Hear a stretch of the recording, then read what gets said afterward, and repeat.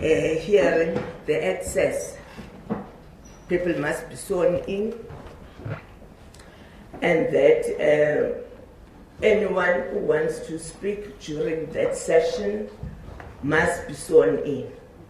So we're also going to ask the family to be sworn in, because you've said you wanted to say something. And Sanccol, it's just the two of you who will be speaking on behalf of Sanccol. So the procedure will be, I'll hand over to the two legal commissioners from Legal Services, and then we'll give first Sanccol the space to say whatever they want to say, whether you've prepared something or whether you know exactly what are the issues you want to raise.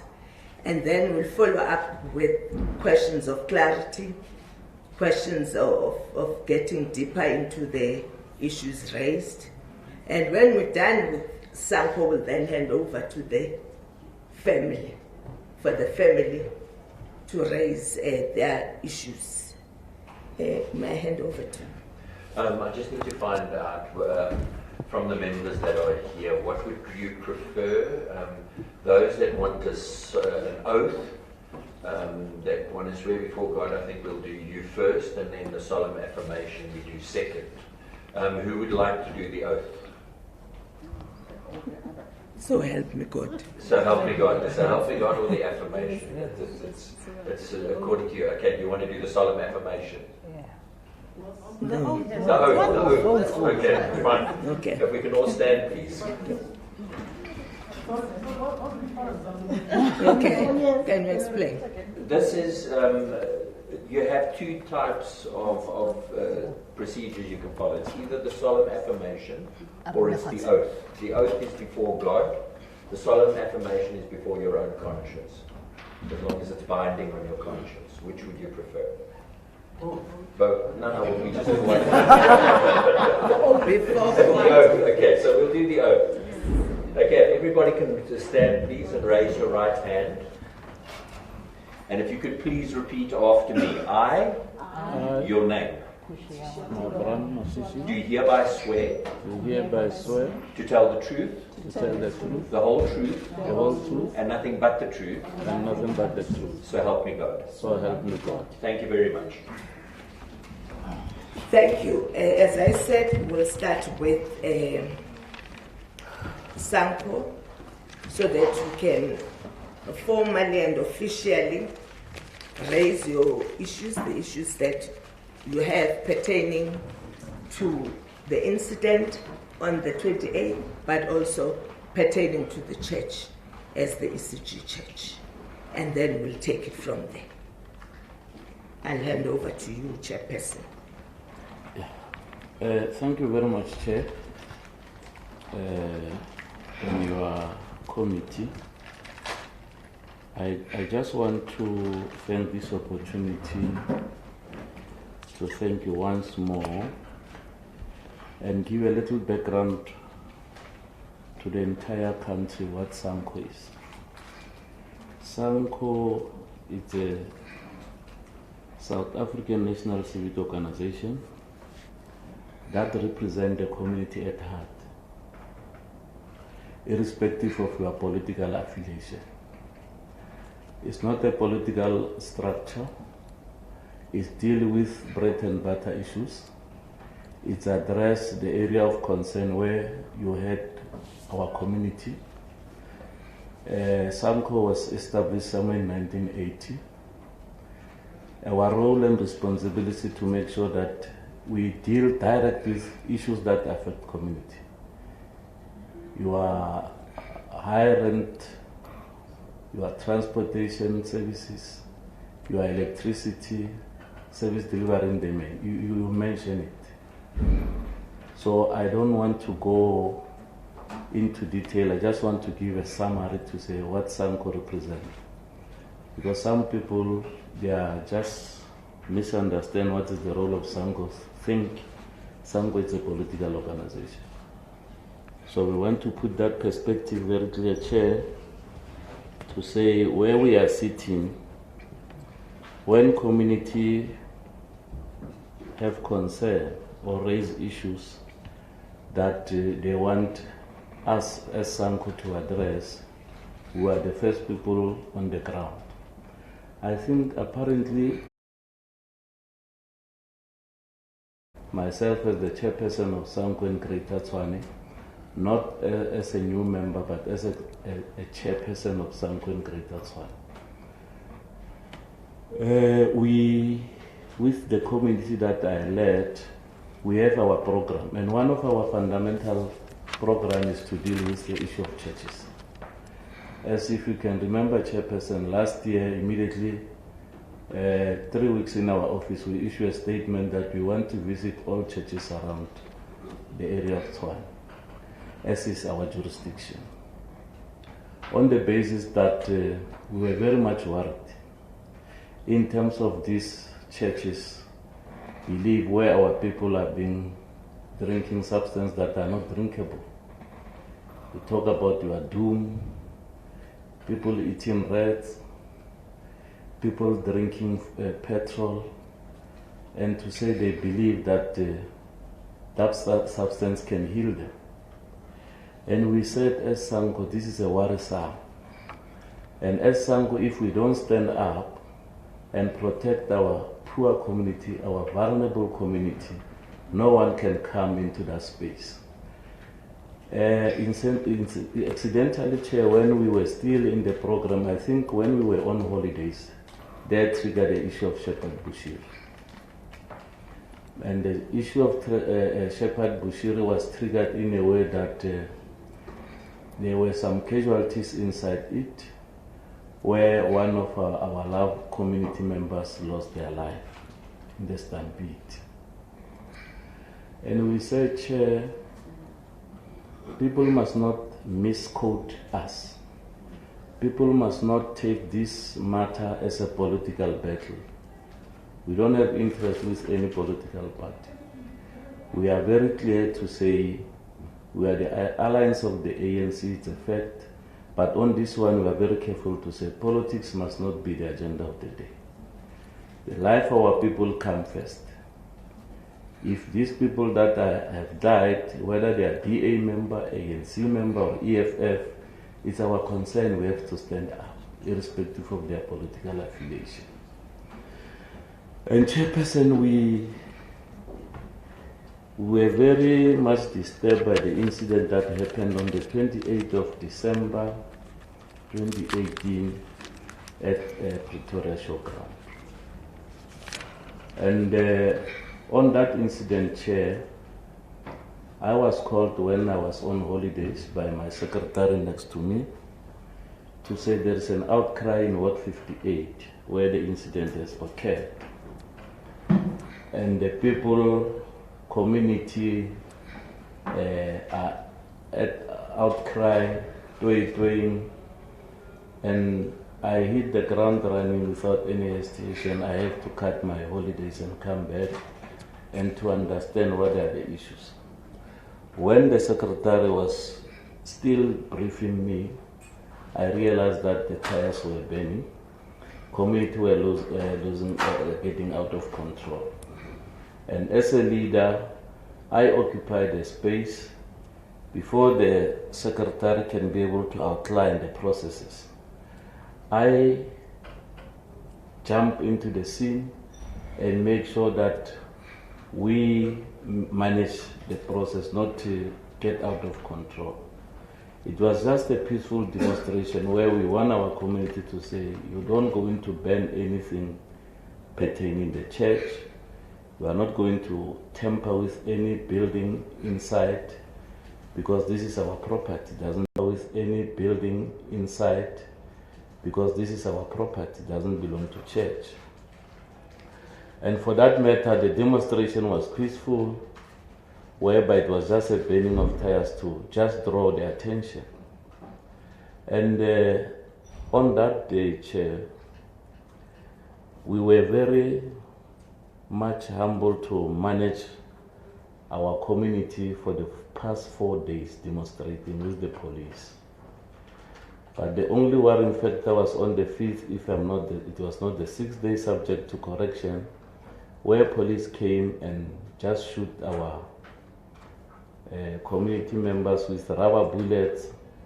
Some were even shot in the face. And we were very much worried because for me, or for us as an organization, we feel that the people were just demonstrating their frustration.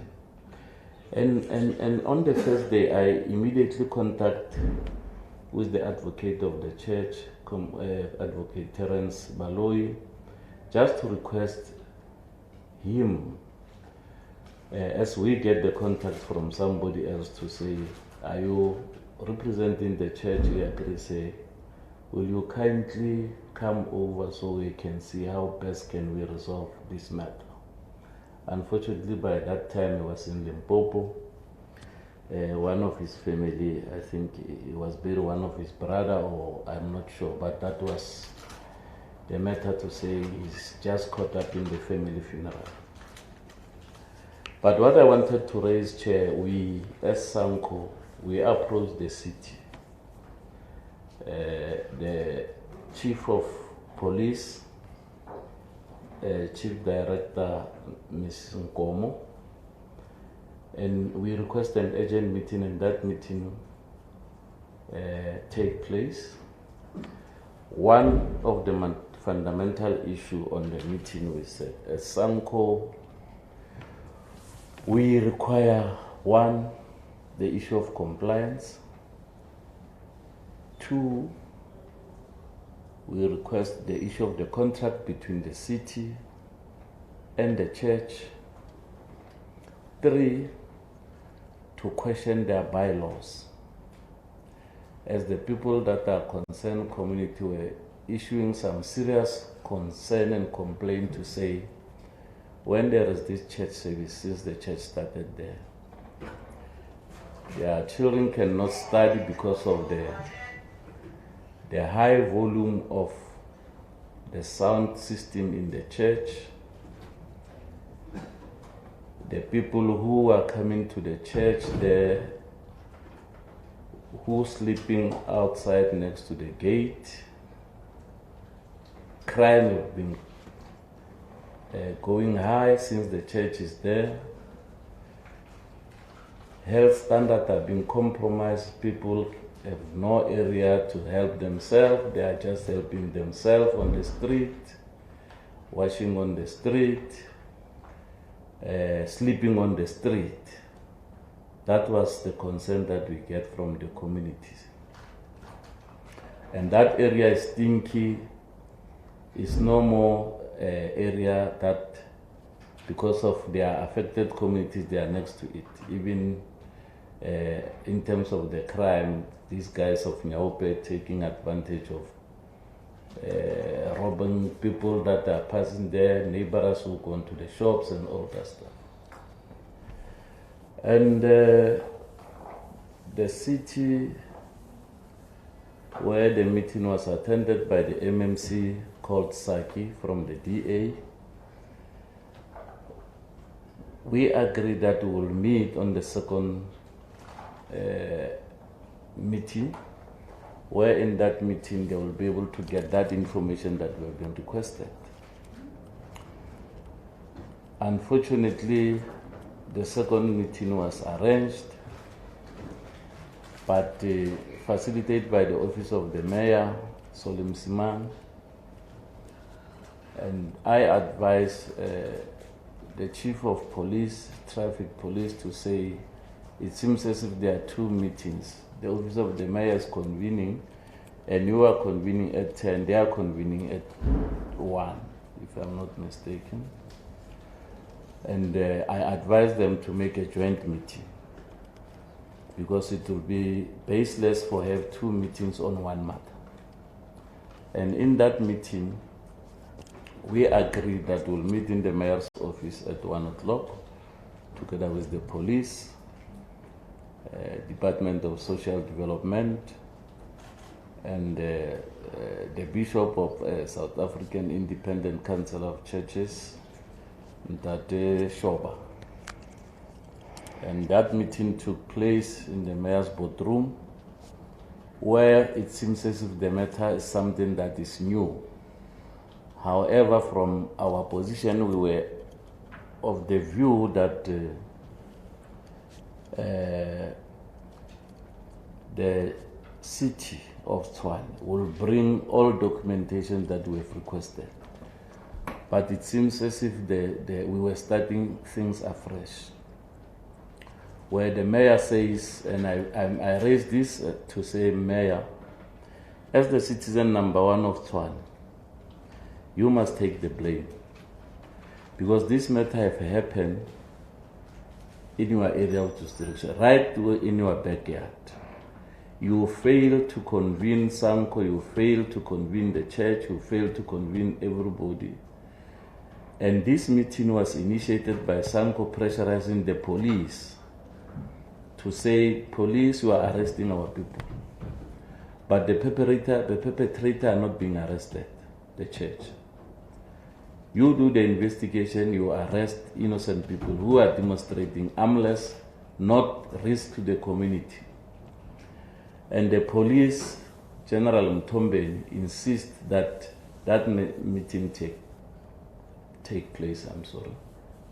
And the meeting took place, and the mayor, as I said, as citizen number one, you failed us because we have been seeing your territory is burning with tires. There's no peace, but you just decided to keep quiet. As a member, as a public rep, who is representing the community at heart politically, you have failed this city. You have failed us as a community. And the mayor apologized on that. And the apology was accepted. And we engaged on this matter, and the mayor promised us to, within 24 hours, to give a response, because there were a group, a person who was indicating today is the one that was in charge in property. And it's where we get the information that the city, it was called New Transvaal by then, in the apartheid era, has donated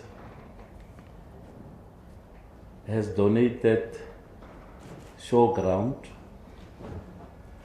to the so-called Twabek. Twabek is a business organization that belongs to the Afrikaner, I think, if I can quote that. And Twabek was donated this showground with these premises with the condition that they must utilize it as a showground, agricultural hub, nothing else. And the city also indicated that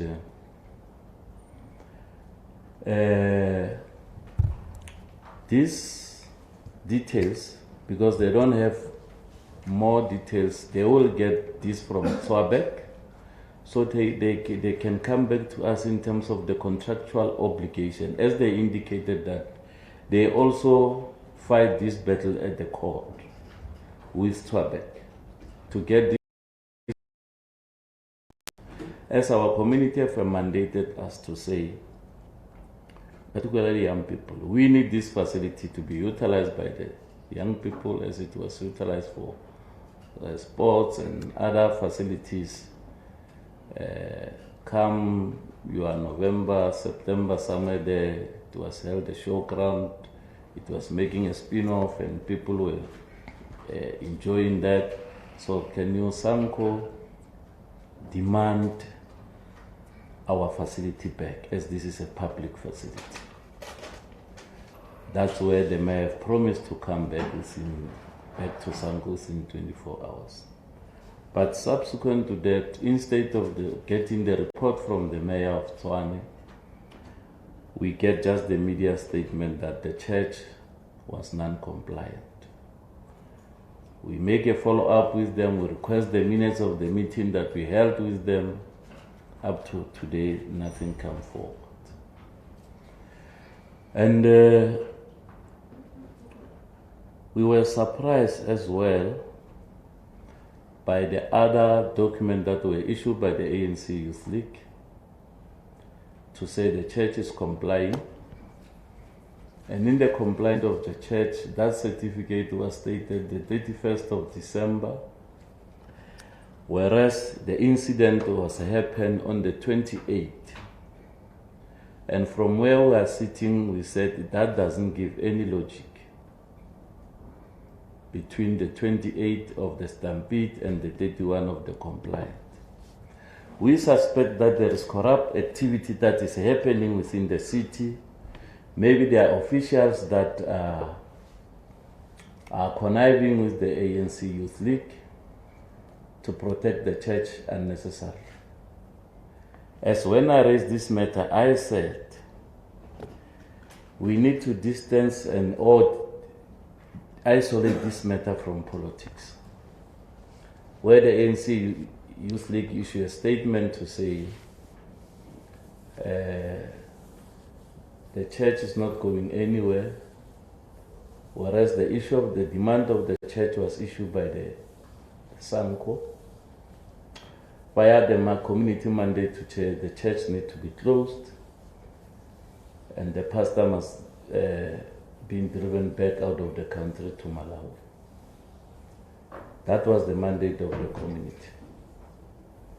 And when the ANC Youth League come and take another posture, we were waiting. And after the incident, the ANC Youth League never issued any statement. Even the ANC mother body in Swan never issued any statement. The statement of the ANC Youth League and the ANC were issued jointly, I guess. The church issued a statement as well.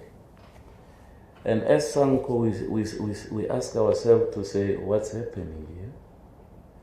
We have lost our loved ones, whether they were 2 or 1 or 3. The fact of the matter, people lost their life. And we have mentioned to say we are not xenophobic, we are not politically driven, no one pushed us, there is nothing behind our agenda. Our agenda is to make sure that the deceased are being treated with dignity and humility. Because after the incident, our main worry was to say, we are not fighting the church as Sanccol.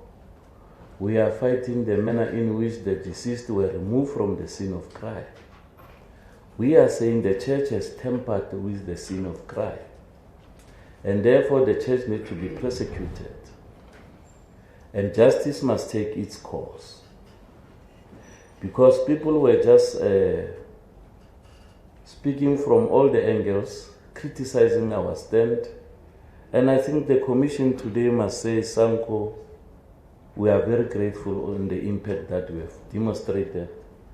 We are very thankful on what we have played.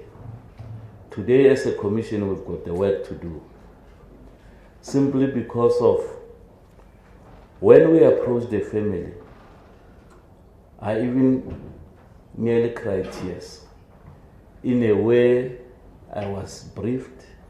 The frustration that the family get from the church when they were looking for their loved ones, they were sending pillar to pillar until the police intervened.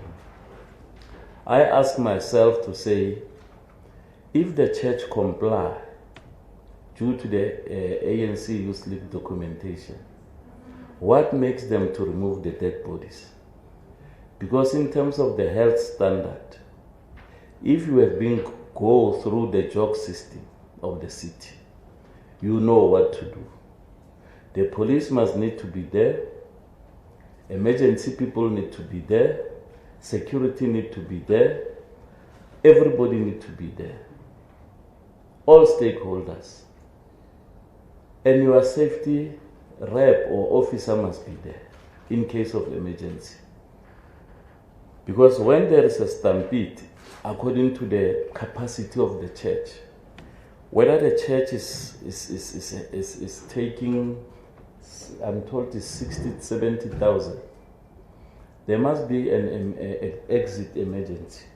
to say if there is stampede, where is the evacuation areas, where you need to show people to evacuate, like in this office. I think there are 2 doors. In terms of the compliance, this office it's 100% compliant, because if this door is locked, you can use the other door. If this one, the fire comes from this side, you can use that other door. So that's how the safety work. But there are a lot of questions that as community we're asking ourselves. To say the church says they were not aware if somebody died, they have to call forensic, they have to call the police, they have to call the emergency people to come and certify the death of the deceased. So you take the people from not a private mortuary to the government mortuary.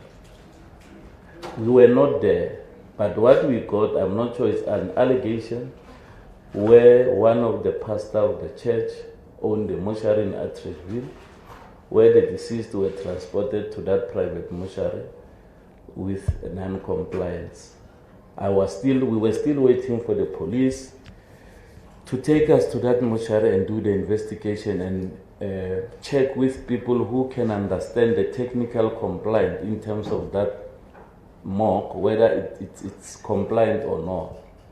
Because we were told by the poor family that when they identify their mom after the intervention of the police as they were sending from pillar to pillar, I think that one they will explain. They find their mom in government mortuary after struggling for a long time, and it was stinky, swollen, so it was not good. So you ask yourself to say, in terms of the health standard, if somebody was in the refrigerator at the morgue, what makes him to stink? So that's where our concerns are. To say, church, this incident, if you are compliant, your compliance is questionable, because you were not supposed to do what we have done. In my case, if I'm running a business, I'm on site, somebody had, I don't know, I cannot interfere with the scene, especially where somebody lost his or her life. I have to call the police, I've called the paramedics, the forensic people, they come, we wait, we close the scene. The scene must be barricaded according to the safety standard, and no one must enter that area until the police are done with the investigation, or until the police confirm that we remove the dead bodies, we take them to government mortuary so their family can go and identify them. I make a critical example, Chairperson, with the Praza incident, where we were called and we rushed to the scene, and we just see all the processes that were followed there. Each and every 3 hours we will convene, give a brief to say there are 3 people that certified dead. This is what is going to happen. Before the body can be removed from the scene, these are the processes that need to be followed. That was only what we need from the church. And that was not done. Those are our concerns. And as I'm saying, our community must understand this thing, to say we are not against the church, I repeat. We are not xenophobic as Sanccol, I repeat. Some people just say ANC will lose vote. I don't think that was proper. We were insulted. As I was saying, whether there are 3 people died, it's a serious problem. And that is why we as Sanccol, we handle this matter very carefully. So, and we cannot leave it chair to say it's election time. And therefore we must just become people who doesn't care with their community. I think our organization was church to liberate us today where we are. It was because these churches and we respect churches, and we are going to work with churches. There is no way we can attack churches. There is no way we can attack people's belief. As I said, Chair, what we are pleading as Sanccol is to say, after we met with you, to say you have made your submission to the Parliament, and that submission has got 2 years there. We as Sanccol, we need to put pressure to that legislation to regulate the beliefs. To say in terms of the health standard, if somebody is drinking fuel, does the health standard allows a person to eat a snake? Does the health standard allow a people to eat a rat? Does the health standard allow people to be doomed? That can be your belief, Chairperson, but we need, this commission need to protect the people's life, because those poor people are vulnerable. That's why sometimes, some years back, if we can look into the archive of Shepherd Bushiri, he mentioned that people of South Africa, they don't believe in God. They believe in miracle. I quote. And that is very, very, very malicious statement. And our people, as we said, we are not against what they believe. If they believe to give me 1 million and stay without food, that's their belief, it's fine. They've got nothing to do with me. But what we need to do as a society, together with the commission and with our government, we need to make sure that these churches are being legislated.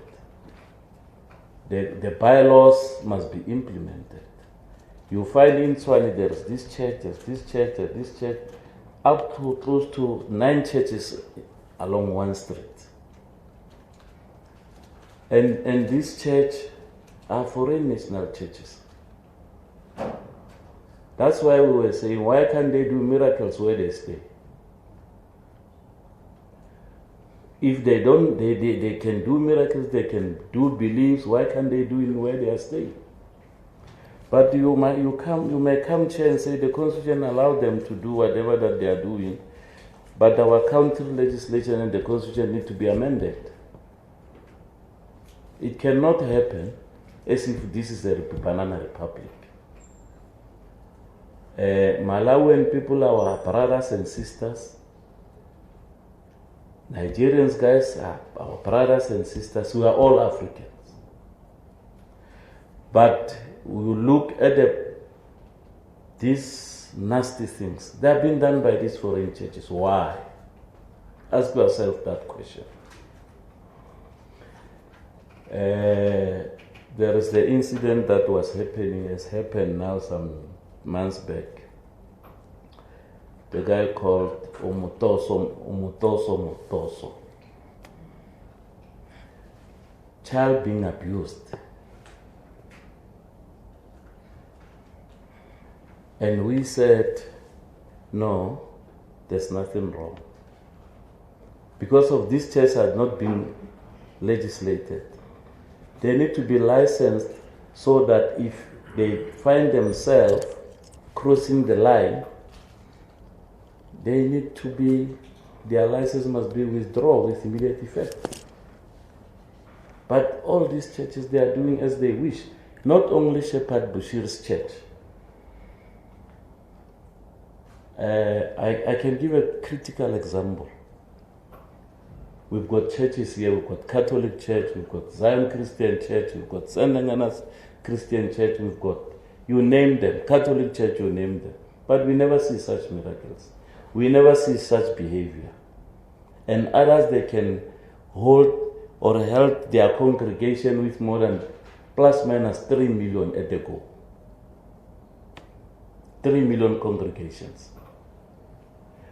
And if people die on their way from church, that is the God will. If people die in the church, that's people's will, God's will. And we cannot accuse the church to say you kill our people deliberately. But as we are saying, the emphasis to say let's follow the right processes.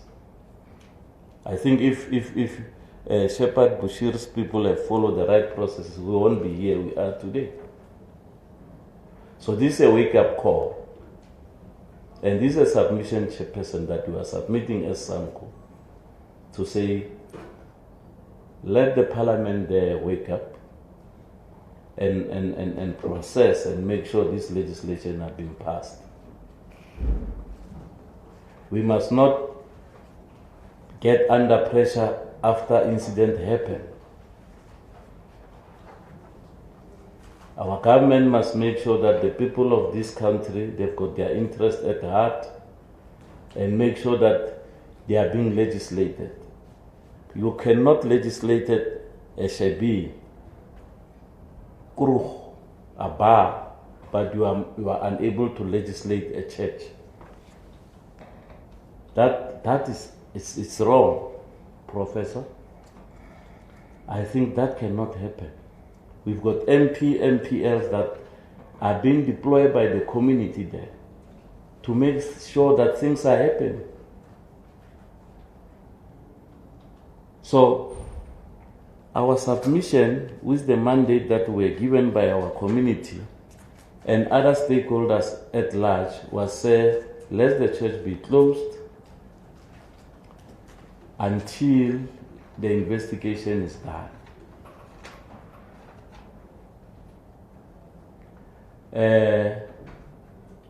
The issue of Pastor Bushiri to go back to where he stayed was one of the mandate, on the basis that our people's lives are not safe.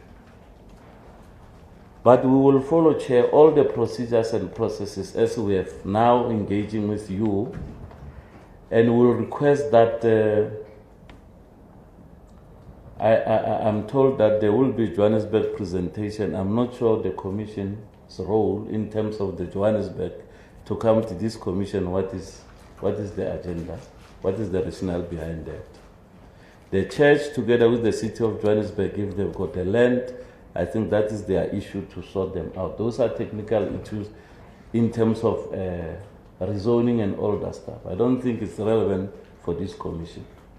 The person who's relevant to come and make a presentation to this commission is the executive mayor of the city of Tshwane, whereby as Sanccol, he must also take liability.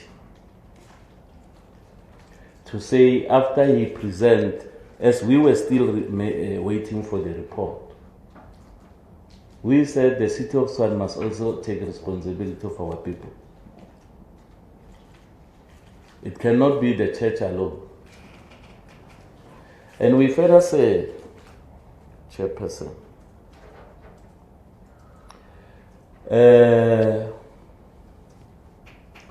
on what has happened from from Tshwane, we are saying this commission must consider, or must this commission need to benchmark on the Judge Moseneke Commission.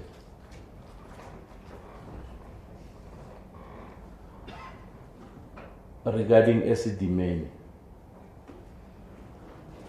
to say, I think Judge Moseneke Commission is very clear if you can look on page 89 of the judge recommendation, to say the family must not compensate less than 1 million.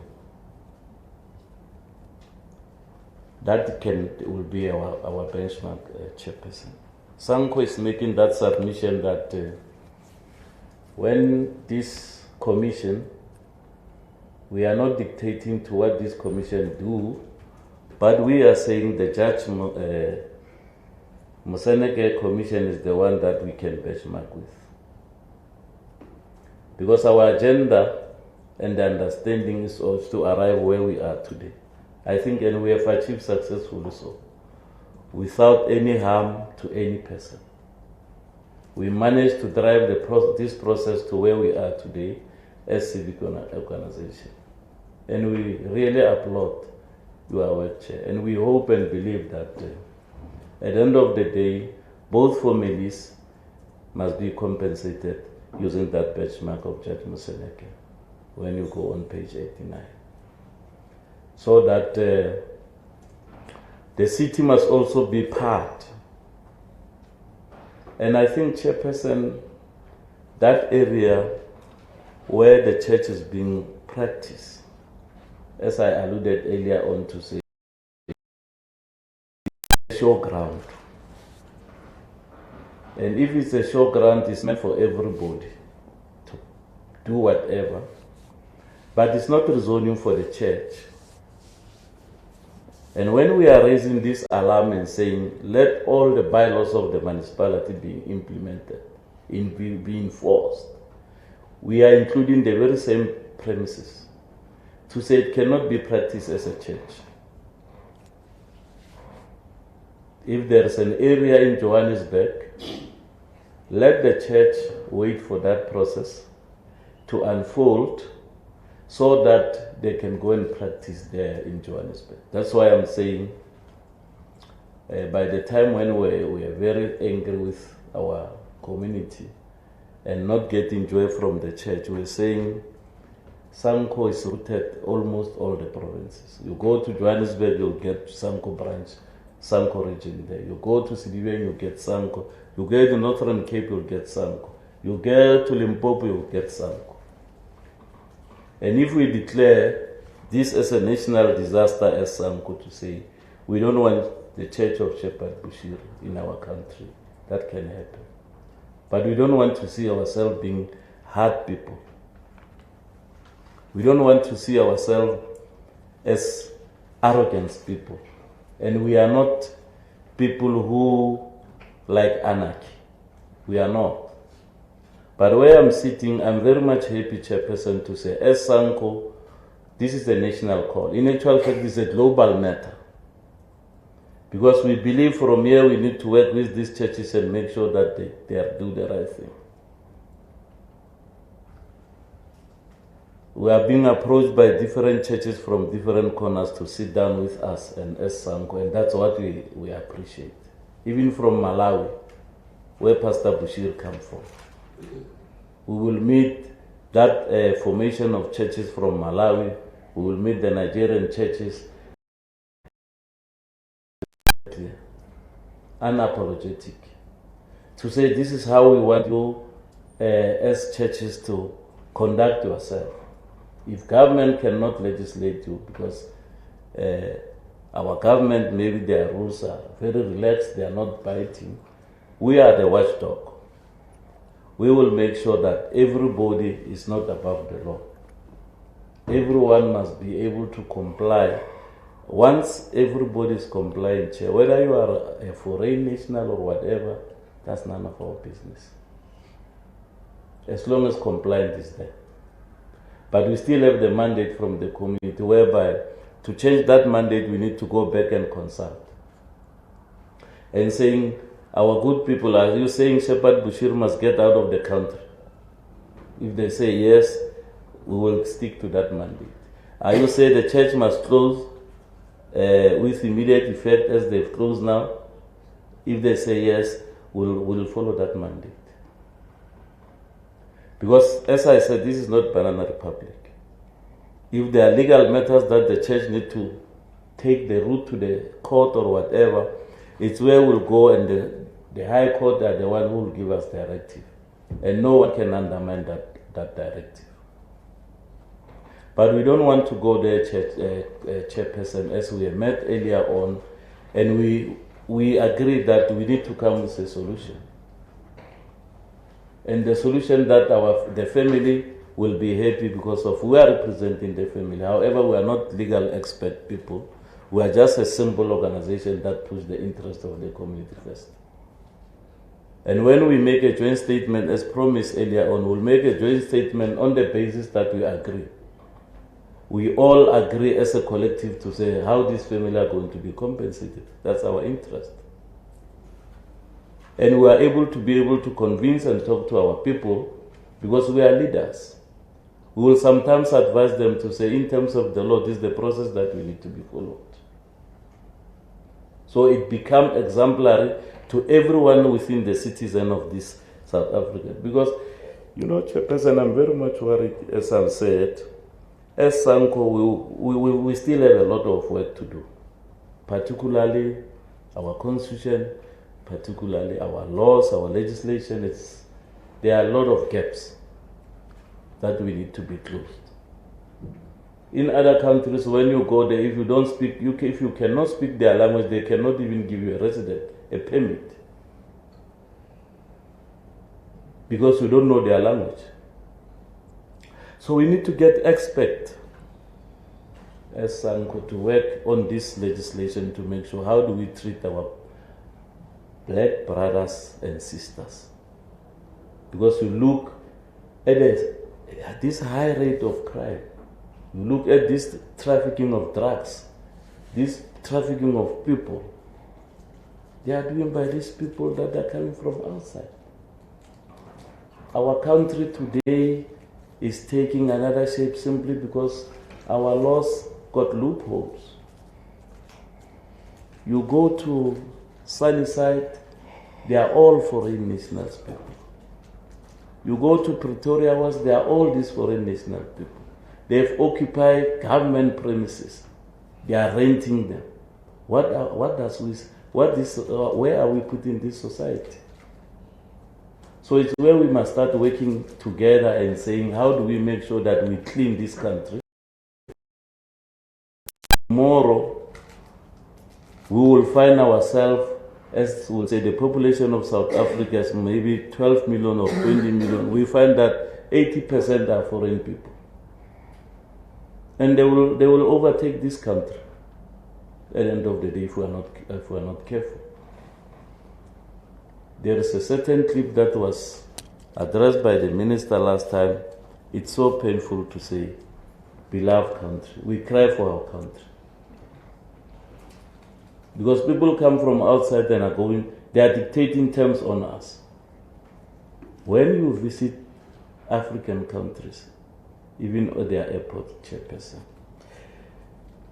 if you are a man, your belt will be taken out, your shoes and everything. The way they are so strict. Just to enter, you'll take some hours on the airport, checking your documentation.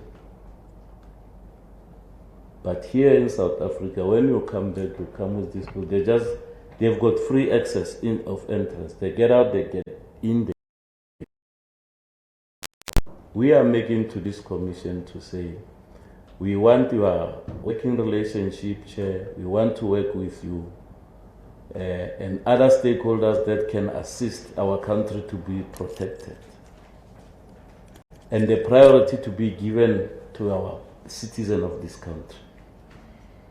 Sometimes we'll blame Donald Trump when he raised this issue to say, but I think he was correct.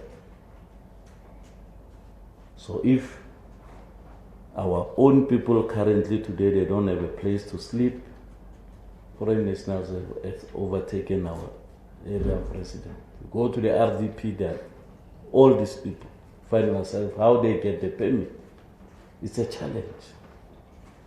It's a challenge. So let's start a program as a stakeholders to check how best can we assist our people. We don't isolate this African country citizen, but let them follow the right processes. And if we make a research that we found that crime is being activated by them, they are the one who bring more crime in South Africa. We need to have a way. How do we deal with that? As Sanccol, the champion of the community, the vanguard of the community chair, we are making that submission to let all processes be followed until we all know and understand our flaws. Let's sit down and correct them and make sure that the country, the citizens of this country are the ones who are enjoying the benefits of this country first, before somebody comes. I submit, Chair. Thank you very much. Thanks, Chairperson. I don't know if I want to make some addition. No, answer. Would you like to add anything? No, I think for now I'm okay. Okay, thanks a lot. I think maybe there are a few questions in terms of clarity. Let's zoom in on the issue, but I think the issue in terms of the bodies that were moved, allegedly, that is in the police, and start investigating that part. So we're not going to get into a matter that the police assist with, so that that process of allowing the police to do their investigations, to come up with a way forward, whom are they prosecuting, etc., etc. That is outside our mandate, so we will not be going into that portion. However, the issue of, because I've tried to zoom in on the most contentious issues. You've gone through all churches in the Tshwane region, as you said. You're worried about the unusual things that have been happening over a while in the country, petrol, etc. But a lot of it has been coming from the Tshwane area, interestingly enough. Most of those churches are linked to Tshwane. Even the Doom pastor is linked to Tshwane. Petrol, etc., etc. They are made in Tshwane. So, part of what we've discovered as the CRL Commission is that there are pastors from here and pastors from outside who are doing things that are unusual. I'm sure you know about the 7 angels from the Eastern Cape, etc. So we always say there seems to be a balance between, I'll call them, for lack of a better word, foreign pastors and the local pastors. And I'm sure as people from Pretoria, you would know that. And we're enthused by the fact that you say politics should not be the agenda. The agenda should be community agenda. You ask the community not to ban anything, and you say the demonstration was peaceful until the 5th day when the police allegedly used rubber bullets. And you then approached the chief director, I think it's Sanccol, of the city, Metropolis. Yes. or Metropolis. Okay, Metropolis, and you raised your concerns about certain issues, so that we narrow things down. You're saying children cannot study because of the high noise levels from the church. There are people sleeping outside the church. They are washing on the street. That they agreed to meet, you agreed to meet with the Police Social Development, ICC, Reverend Shaw, and that you were to be given all the documents you asked for. Did you get those documents so that we know what to ask the city for when they come in tomorrow? So up to now, we've not received anything. And that there's this thing between the city and Swartberg which we've also been looking into. We are aware that there's a case in the High Court pertaining this matter. The law says once the High Court is seized with the matter, we should allow that process to continue until it reaches the Constitutional Court as the final place of decision making and judgment. So we're also waiting for that process around Swartbeck and their use of the premises in the what is it called? Their place there, showgrounds for agricultural purposes. They might at some point promise to come back to you within 24 hours, but they never came back, and instead you saw in the media that they released a statement saying that the city, the church was non-compliant. The church has told us just this morning that the city is saying they are withdrawing that statement and that it was fake news. We will be talking to the city about that tomorrow as to what are the facts surrounding this matter, because the city has said it shouldn't have been released. That wasn't a true reflection of what they found. So we'll only know the facts around that when we meet with the city tomorrow. Well, the issue of the ANC Youth League is an internal matter with the Umbimbi. And I'm sure you can sort it out internally. And then let's come to the crux of the matter. I said the issue of the police, we leave it outside. Let's come to the matter of you have a mandate from the community. Can you define which community that is? Because the church also says they are a community and they expect Sanccol to be working with them and protecting the church. So how do you define the community? Who would qualify and who wouldn't qualify? So that at least we know who's asking for what. Where's the mandate coming from? Okay, thanks, Chairperson. Just for information sharing, we are in possession of the Swartbeck document from their lawyer who's handling their business rescue matter.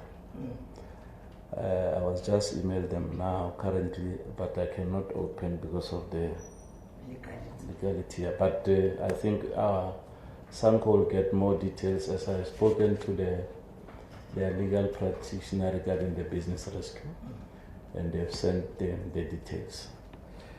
On the issue of the community, I think you are correct, Chair, is very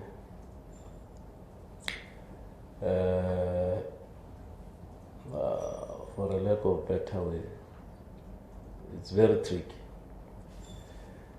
Because, you know, as Sanccol, we are representing the community. Well, members of that church is part of our community. And there are people who are not the followers of the church, they are also community members. For that matter, we have some of our family members that I was personally called to say, are we fighting now? And my response was to say, I am aware, Chairperson, that some have ruffled people's feathers on this matter, but you find yourself between a rock and a mountain, as all these people are community members. That's why I'm saying if you are handling this matter, it's very fragile. If you are careless of handling this matter, you'll burn your fingers. Because the very same family that are next to me, they are community members as well. And their mother was one of a member's congregation. But today they are mourning. How do you address that? It's a chicken and egg. Which comes first? It's very problematic. So, but as I'm saying, we are not losing the focus. We are looking on the issue of the compliance. To say some of members that are in the church, as I said, they are our brothers, they are our sisters. Some of them were in a political space together. But there is no way you can ignore such. That's why we said politics must just step aside. And as Sanccol civic movement will handle, we are well centered to handle these civic matters. Because where there is a death or there is community harm, we are there to come, irrespective of your political affiliation. So I want to put this emphasis here to say, we don't want to see ourselves fighting together, but at the end of the day, we want to arrive where amicably all of us agreed. All of us. Thank you, Chairperson. Okay, another point of clarity is that the community has mandated Sanccol to call for the closure of the church and that Prophet Bushiri must leave the country.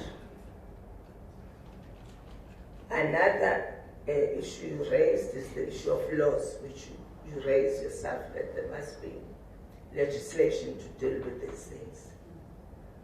Prophet Bushiri tells us he's got permanent residence status, so he's here legally.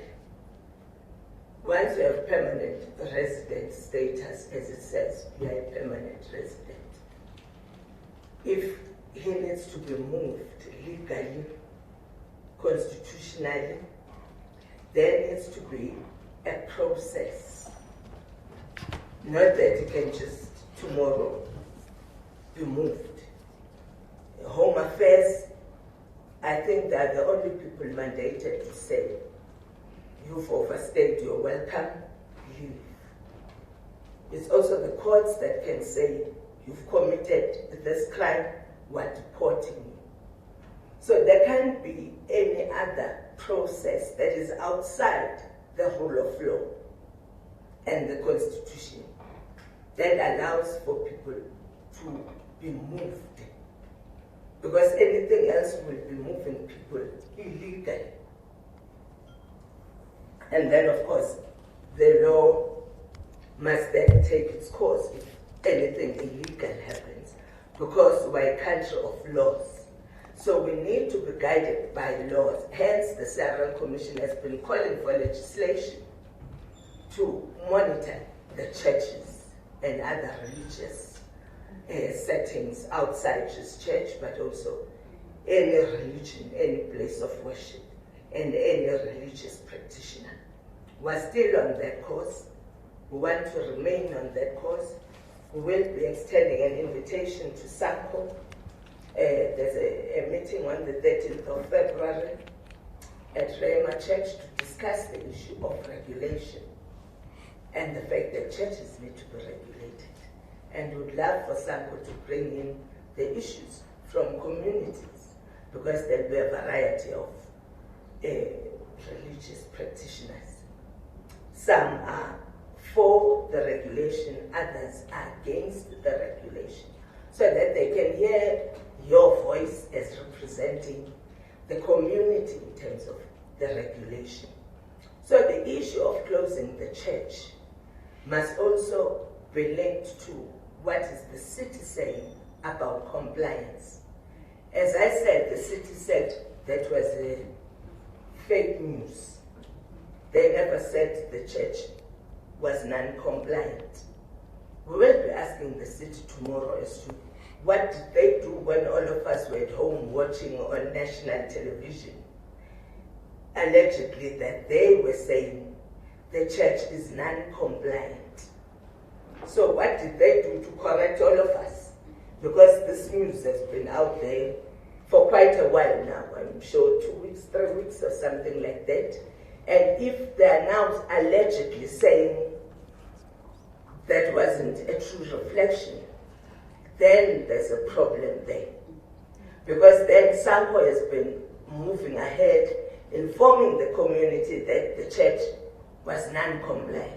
And as you rightfully said, Chairperson Sanccol, that it was strange that they would be compliant on the 28th, be compliant for the crossover, 31 to the 1st, and then suddenly be non-compliant.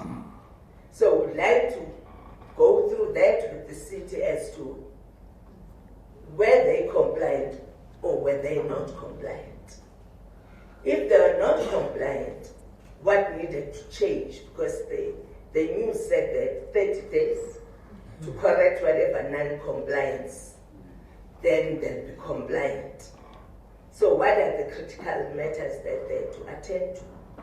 The church is saying the only issue was that the fire extinguishers, the date on them, they've got a small date they had expired, so all they needed to do was to buy new fire extinguishers. That has been sorted out. So the city doesn't have any problems with the church operating, and as a result, on the 3rd, they've given them permission to continue because they are compliant. So there's a thing that is happening, and we'll traverse that with the city as to what happens when you say non-compliant, compliant, and non-compliant again, and then compliant again.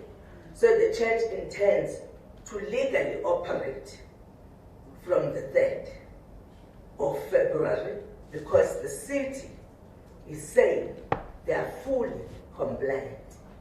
When we met, we said the CRL Rights Commission expects all municipalities to enforce bylaws. They have enforced bylaws on this particular church, and they're saying they're compliant. Our next question to them will be, what about the rest? Because I think that Sanccol want to protect people even from Tobonkwana's part of a church.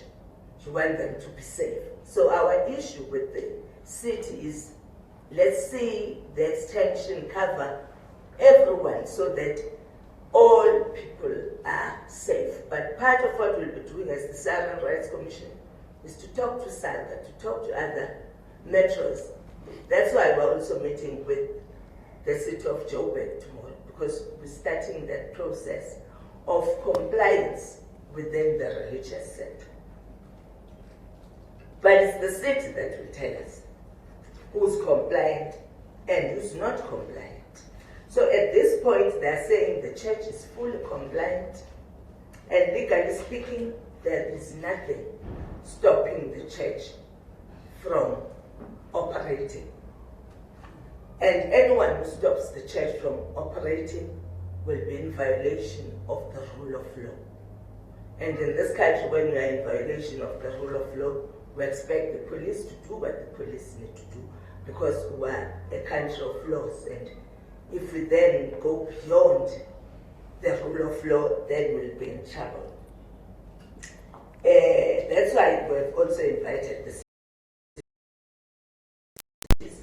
So we thought there are other issues that were raised with the city outside the hearings, something to do with initiation and other processes that we've been working with them on, that impact on the community, which we can brief Sanccol about later as to what are the issues on initiation in Swami, for instance, because it's part of the community thing. And as you say, this is not a banana republic. We agree with you. I think part of what we volunteered to do when we met with you is that when you're ready, you can call us and we can brief you about what our findings were around the issue of home affairs, for instance. Because part of the illusion that, people generally have is that foreign pastors are here illegally. 90%, if not more of them, are here legally. Home Affairs has given them work permits, they've given them the right to operate. Department of Social Development has registered them as churches. They have a non-profit organization certificates. So those things are what can guide us as a nation. Who must close down? Who must leave the country? It all has to happen within the rule of law and not outside there. Because once we can say, you must go and they go, you must stay and they stay, it won't work. So for us, we're committing of bylaws. We're committing again to the rule of law. We're committing again to the city, whichever city throughout the country, doing what it needs to do to enforce bylaws all over, wall to wall, not just in one small area, which I think is also the Sanccol mandate, because Sanccol is national. As you said earlier, you've got. From my side, I think that's the issue, and then I'll ask the commissioners if they've got more so that you respond once and not in bits and pieces. Yes, Prof, and then I'll come to you too. Thank you so much, Chairperson and the Chairperson of Sanccol. I think you raise critical issues which indicate that we can work together. Let me tell you why, say what I'm saying. If the mandate of Sanccol is to protect the people, communities, against all ills, I venture to say that CRL, its mandate is to protect and promote the rights of communities, religious, cultural, and otherwise. Now, there are two communities here. A community in worship and a community out there, two forms of communities. Now, these communities, they can look at an issue separately, because I don't think at that point they serve the same common interest. You may see that when I say it's not us, and yet essentially they are the same. At the center of this is whether communities are aware of their own exploitation when they are being exploited. And I think this must become a distinction. Whether communities are somebody, I mean, I am aware of a place in Latin America where the common people, in terms of understanding the cross of Jesus, they have a particular function and event. They say, you know what? If you want to be saved, go there, take your child, and put your child in the hands of a burning coal, which is built as a shrine. When a child cries and dies, your soul is redeemed. Now, people do that, submit their children for death because of their own faith. But the right would say, you can't sacrifice your child. But because a person believes so, would do without even at the risk of being arrested. So there are two communities. I think what is important is how we educate our communities against being exploited in the name of the divine name of faith. That's the key issue. Now, when people go, they go voluntarily, and nobody can stop them.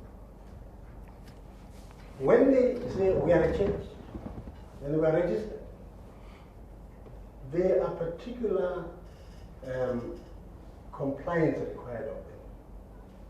They operate as a church. And in terms of our own mandate, they have what they call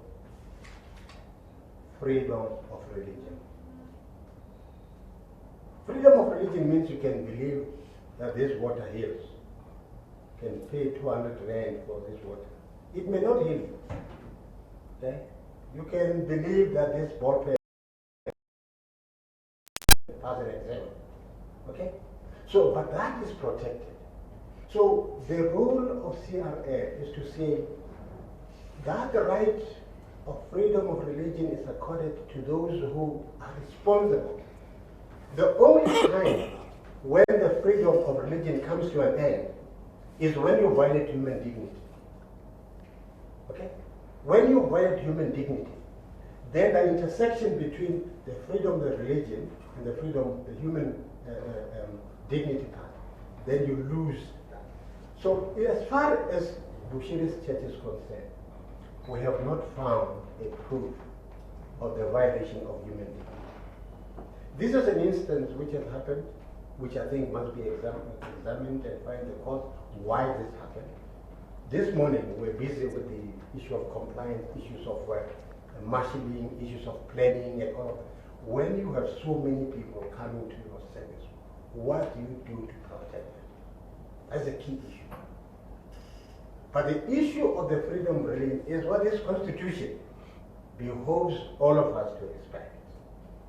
But I agree with Sanccol that it is incumbent upon the people, the publics of South Africa, to protect each and every person against exploitation. That we agree. And if you could get alliance such as yourself, assisting our communities, educating our communities. I mean, if somebody says, drink this petrol, it's like juice, and you drink it, who is at fault? Your faith allows you to drink, and only when you die, they say, oh, there's a problem. But the problem is at the beginning of conversion. Now, what I want to check, Chairperson Bushiri, is that you speak of the word, is it word 50? 8. 80. Yes. 58. 58. I know that the center is between two roads. 58 and 60. Yeah, on the other side. So the community we are talking about, which is outside the church, is the community living this side and this side. Okay? And some of them are supposed to go to church in the same place. Do they? Some of them. No, we didn't come across amongst one of that are attending the church there. Yes.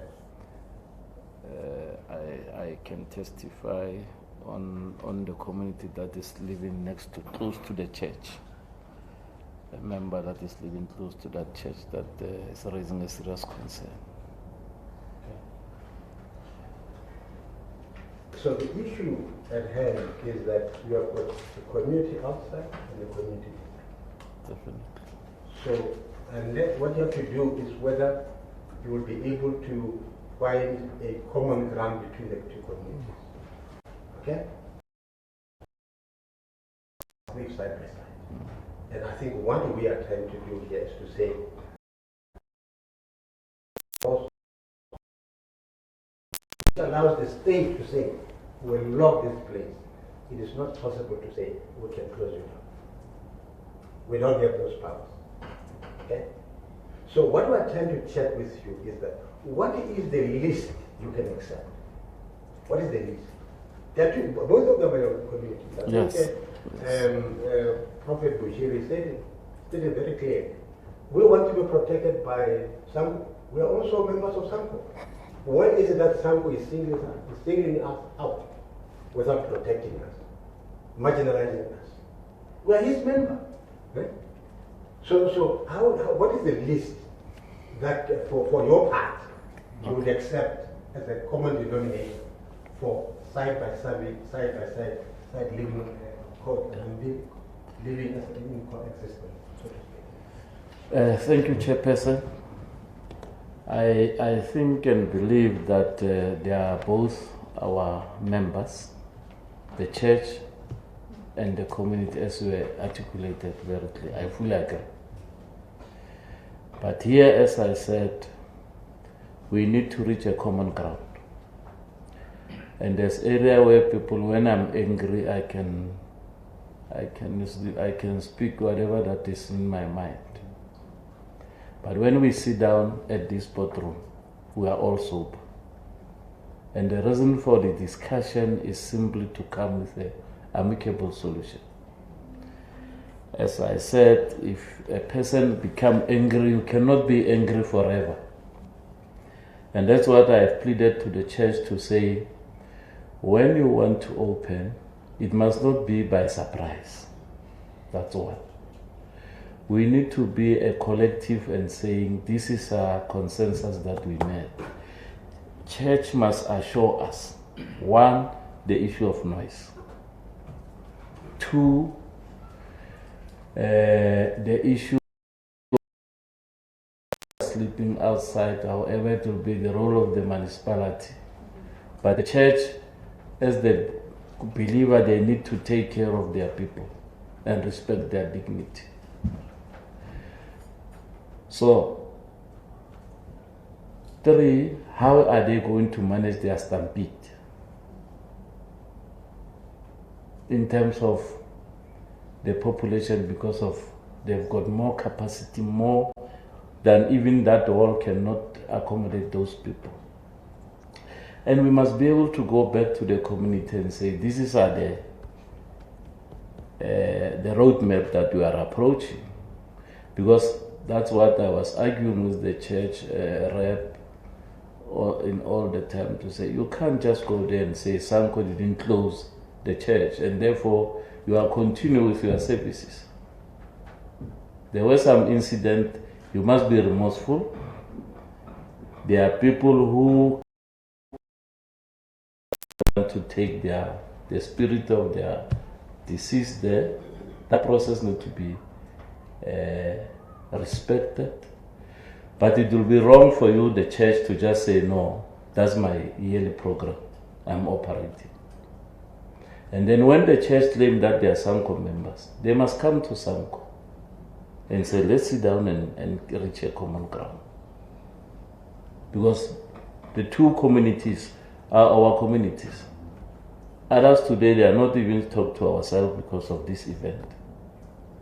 And as Sanccol, we are prepared to go back to the church and talk to the congregation and teach them what we have alluded on, Chairperson.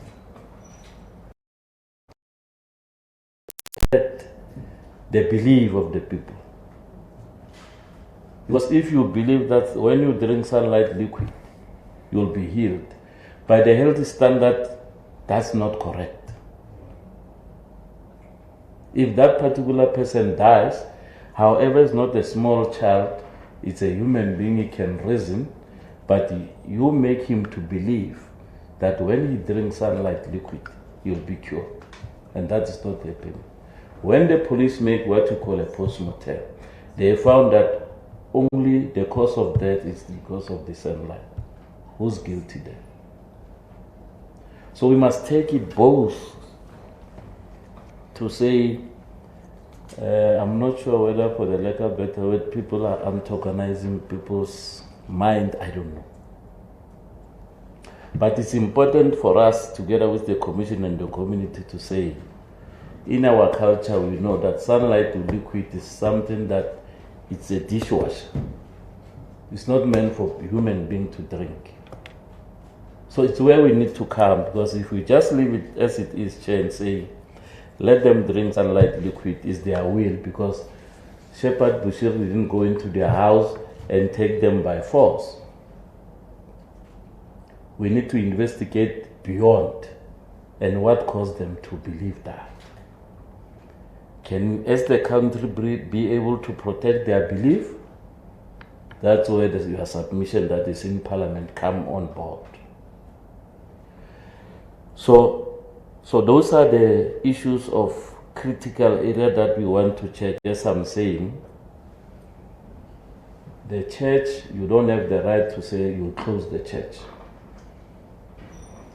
You must not close the church.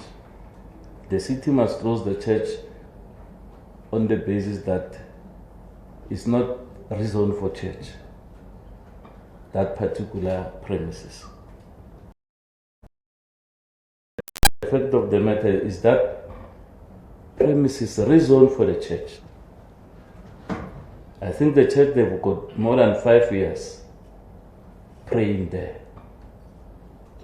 But it's the city, when we say bylaws, the city, you say the church can go continue with their services on the 3rd. In terms of their compliance, they are complying, yes. What do you say about the bylaws? Because that activity is not meant for the church. It's meant for something else. You are contradicting yourself. So, as I'm saying, we don't want to make this thing difficult, but we want to understand the church and the commission must understand where we are. This is not the Banana Republic, I repeat. There is no way we can get out of the constitution and say the church must close. But in terms of the legality, we've got the right to challenge the High Court and make an interdict for the church not to open,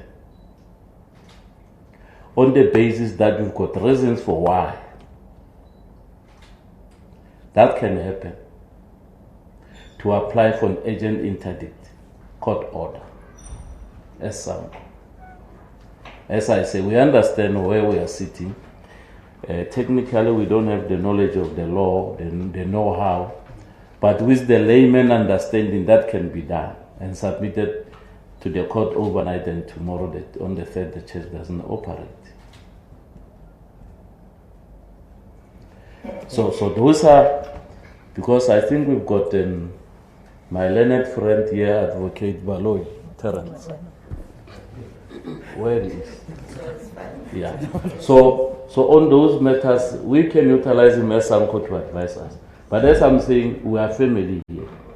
We are family whereby we don't want to demonstrate arrogance. But we've got a room to say if this is not going to happen, it's not going to happen.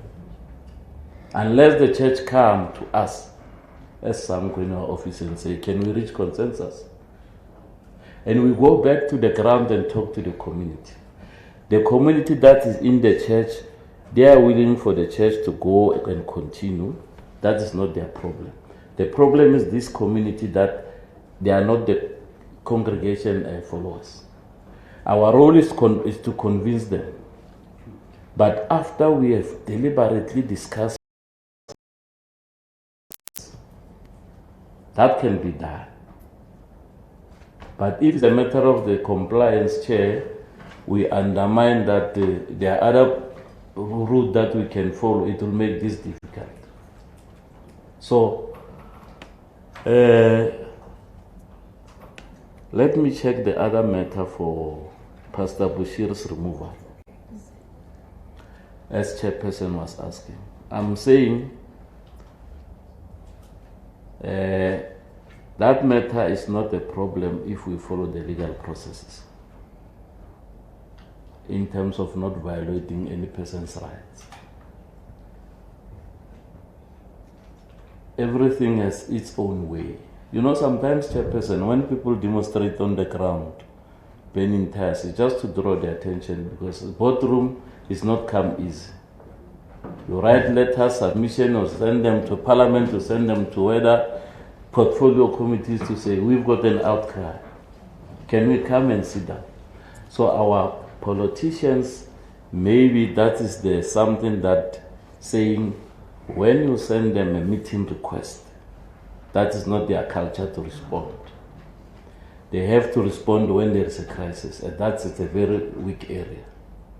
That as Sanccol, we are making a submission to all government employees, whether you are DA, ANC, if there is an outcry, as Sanccol, we are sending, we don't wake up in the morning and saying we are doing. We are sending all the communication. There is an outcry, can we get an attention? So the issue of the Home Affairs, we need to look at to say there are other people who are just getting the title deed illegally so. They are conniving with the officials. Yes, I've just given an example. To say when the chair talk about the issue of the Home Affairs, the Home Affairs, they can issue false document, fraudulent document, because money is very evil. Very evil. Because it can open whatever door that you might think of. Very evil. This fraudulent documentation, if we can go into it and make a study and check thoroughly, you might find out of 100%, 90% are false. If somebody can produce a fake news to the city, if that is a fake, what makes the Home Affairs not to produce fake document?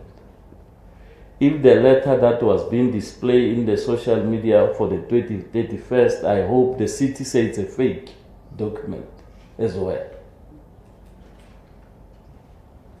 What convinces us to say 90% of the people who are here are illegal? So those are something that as the Commission, as Sanccol, we have to put you on your toes and make sure that all that you are protecting is correct. Because you will find yourself on the other side protecting false information and fraudulent activities that need to be tested and saying these documents are the correct one. So no any action that is going to be conducted by Sanccol being illegal. All processes that we need to follow for the removal of the pastor to go back, it will be legal. For the church to be closed, it will be legal. Because we will make our submission to the High Court and say, Judge, this is our submission as Sanccol. We want this church to close based on the following. We want this shepherd to move from his country on the following. And then the judge will take a decision from there. If the decision is in favor of the church, that's hard luck. Or we'll rather go to the Constitutional Court until the matter being resolved. So, but as I'm saying, Commission Chairperson, we are not fighting, I believe. We want to reach an amicable solution. We don't want to test the strength of other organizations. How best can we do things to happen? And that will be any history in Sanccol's books. To say we managed to remove the prophet from Malawi, from South Africa to his country, back. We managed to close the church. On the reason that will be mentioned, we don't want you to be part to participate there. We will do it to our own. That's why we even say if the police are not doing thorough investigation, like what they've done with Sanccol, we are here there to make sure that we monitor each and every step that the police are doing in terms of the investigation. So I'm making this plea to the Commission to say, I don't want to see as if the Commission is biased to the church or biased to Sanccol. I want us to resolve this matter amicably and make sure that tomorrow no one is going to blame us and pinpoint us to say tomorrow, last week you were saying the shepherd must go, now we have changed the tone. What is your problem? Because that thing will catch up with us. We must be able to convince and be able to show the community a bigger picture, to say don't be a divided society. On 1, 2, 3 we agree, and once we agree, we are able to address the community to say this is what we have agreed and pursue them to understand where we are coming from. And jointly, we open the church. That's what we want. We don't want surprises. When you sleep tomorrow in the morning, you find people are gathered there, the church is operating. That's undermining. Chairperson. Okay, I think from my side, before I move on, is the issue of going to the High Court to apply for an interdict. That is what we're talking about when we say the rule of law. You have every right to do that. As Sanccol, you have every right to go to the High Court on an interdict, and then it's the court that will say to the church, do not operate. We're in full support of that because it's the rule of law. If you know something about the papers that Prophet Bushiri got and you want to take that matter to court, and they are found to have received those papers illegally through whatever process that is not simple and straightforward. It's about the rule of law. We're a country of laws and everyone must abide by the laws. So if you find out that he came here through some shiga or whatever, well and good. We're for the courts, were for the laws to be fully implemented. What we don't want is a situation where you close the church without following procedures. You ask him to leave without following procedures. But if all those things happen according to the law, then we are all in full support of the law being implemented fully. Yes, Commissioner. I think there's 2 points that I want to bring to light over here concerning the area. I worked in that area, I had a company in that area and everything as well. I mean, for probably the last 15, 20 years, there have been people sleeping on the streets in that area when it comes to the Home Affairs Office, especially when they had the Home Affairs Office in the actual showgrounds as well. How sure are you that the people that are sleeping in that area are people that are going to the church? Because, I mean, we can't hold a church liable for people sleeping on a pavement if it's got nothing to do with their congregants. And then a second point, I think that we need to be very careful as institutions is in, creating false hope when it comes to compensation and things like that. Because Let's not discuss we're not going to discuss it offline, Okay. outside the meeting. Okay, I withdraw that one. Thank you. Yes. Thanks. Thanks, Sean. Let's start. Sir Piloma. You've raised the concern of, I think Commissioner Potter wanted to speak to that, on health standards, and also that people are with that where they wash and none of us to menopause and so forth. But if you look at the checklist here, Joint Operation Committee of each one, for the church, as we had, for them to get a compliance, they have to comply with environmental health, with states' application for noise control. For them to get the compliance, meaning therefore, they gave them because they were complying with the noise control. If not, we'll then have to hear from Tswana, what is it that they did, if whomever monitored, why, if it was monitored or if it wasn't monitored. You go also to the number of toilets and how they would be maintained. I'm thinking maybe inside, and if it's outside, if there is a bylaw, who has to do what? And if it's not being monitored, whose role it is to do that? Because it brings the municipality in the picture here. You also run to waste management as well, to say, we are interested to understand from each one, as part of the job here, and the checklist that they have, to say, want to receive a compliance certificate in an event, because we heard that the church operates like an event, not necessarily the way we understand church. And for them to get that compliance certificate, they should have complied with what Job is saying. So therefore, if there was no complaint, who did not monitor? Were they there and why not? Maybe tomorrow, that's when China will clarify what has happened and why you have the concern that people are sleeping there, people are starting and all that. And how do we therefore ensure that doesn't happen? What are the bylaws saying? because it's already in the checklist, which means there is a bylaw that governs that. And if somebody has dropped the ball, is it the church? Is it the role of the church, or is it the metro? Thank you. Prof? Yeah, thank you. The issue of the church opening on Sunday, it's not decreed by the commission. Remember that we have no authority on the bylaws of the city.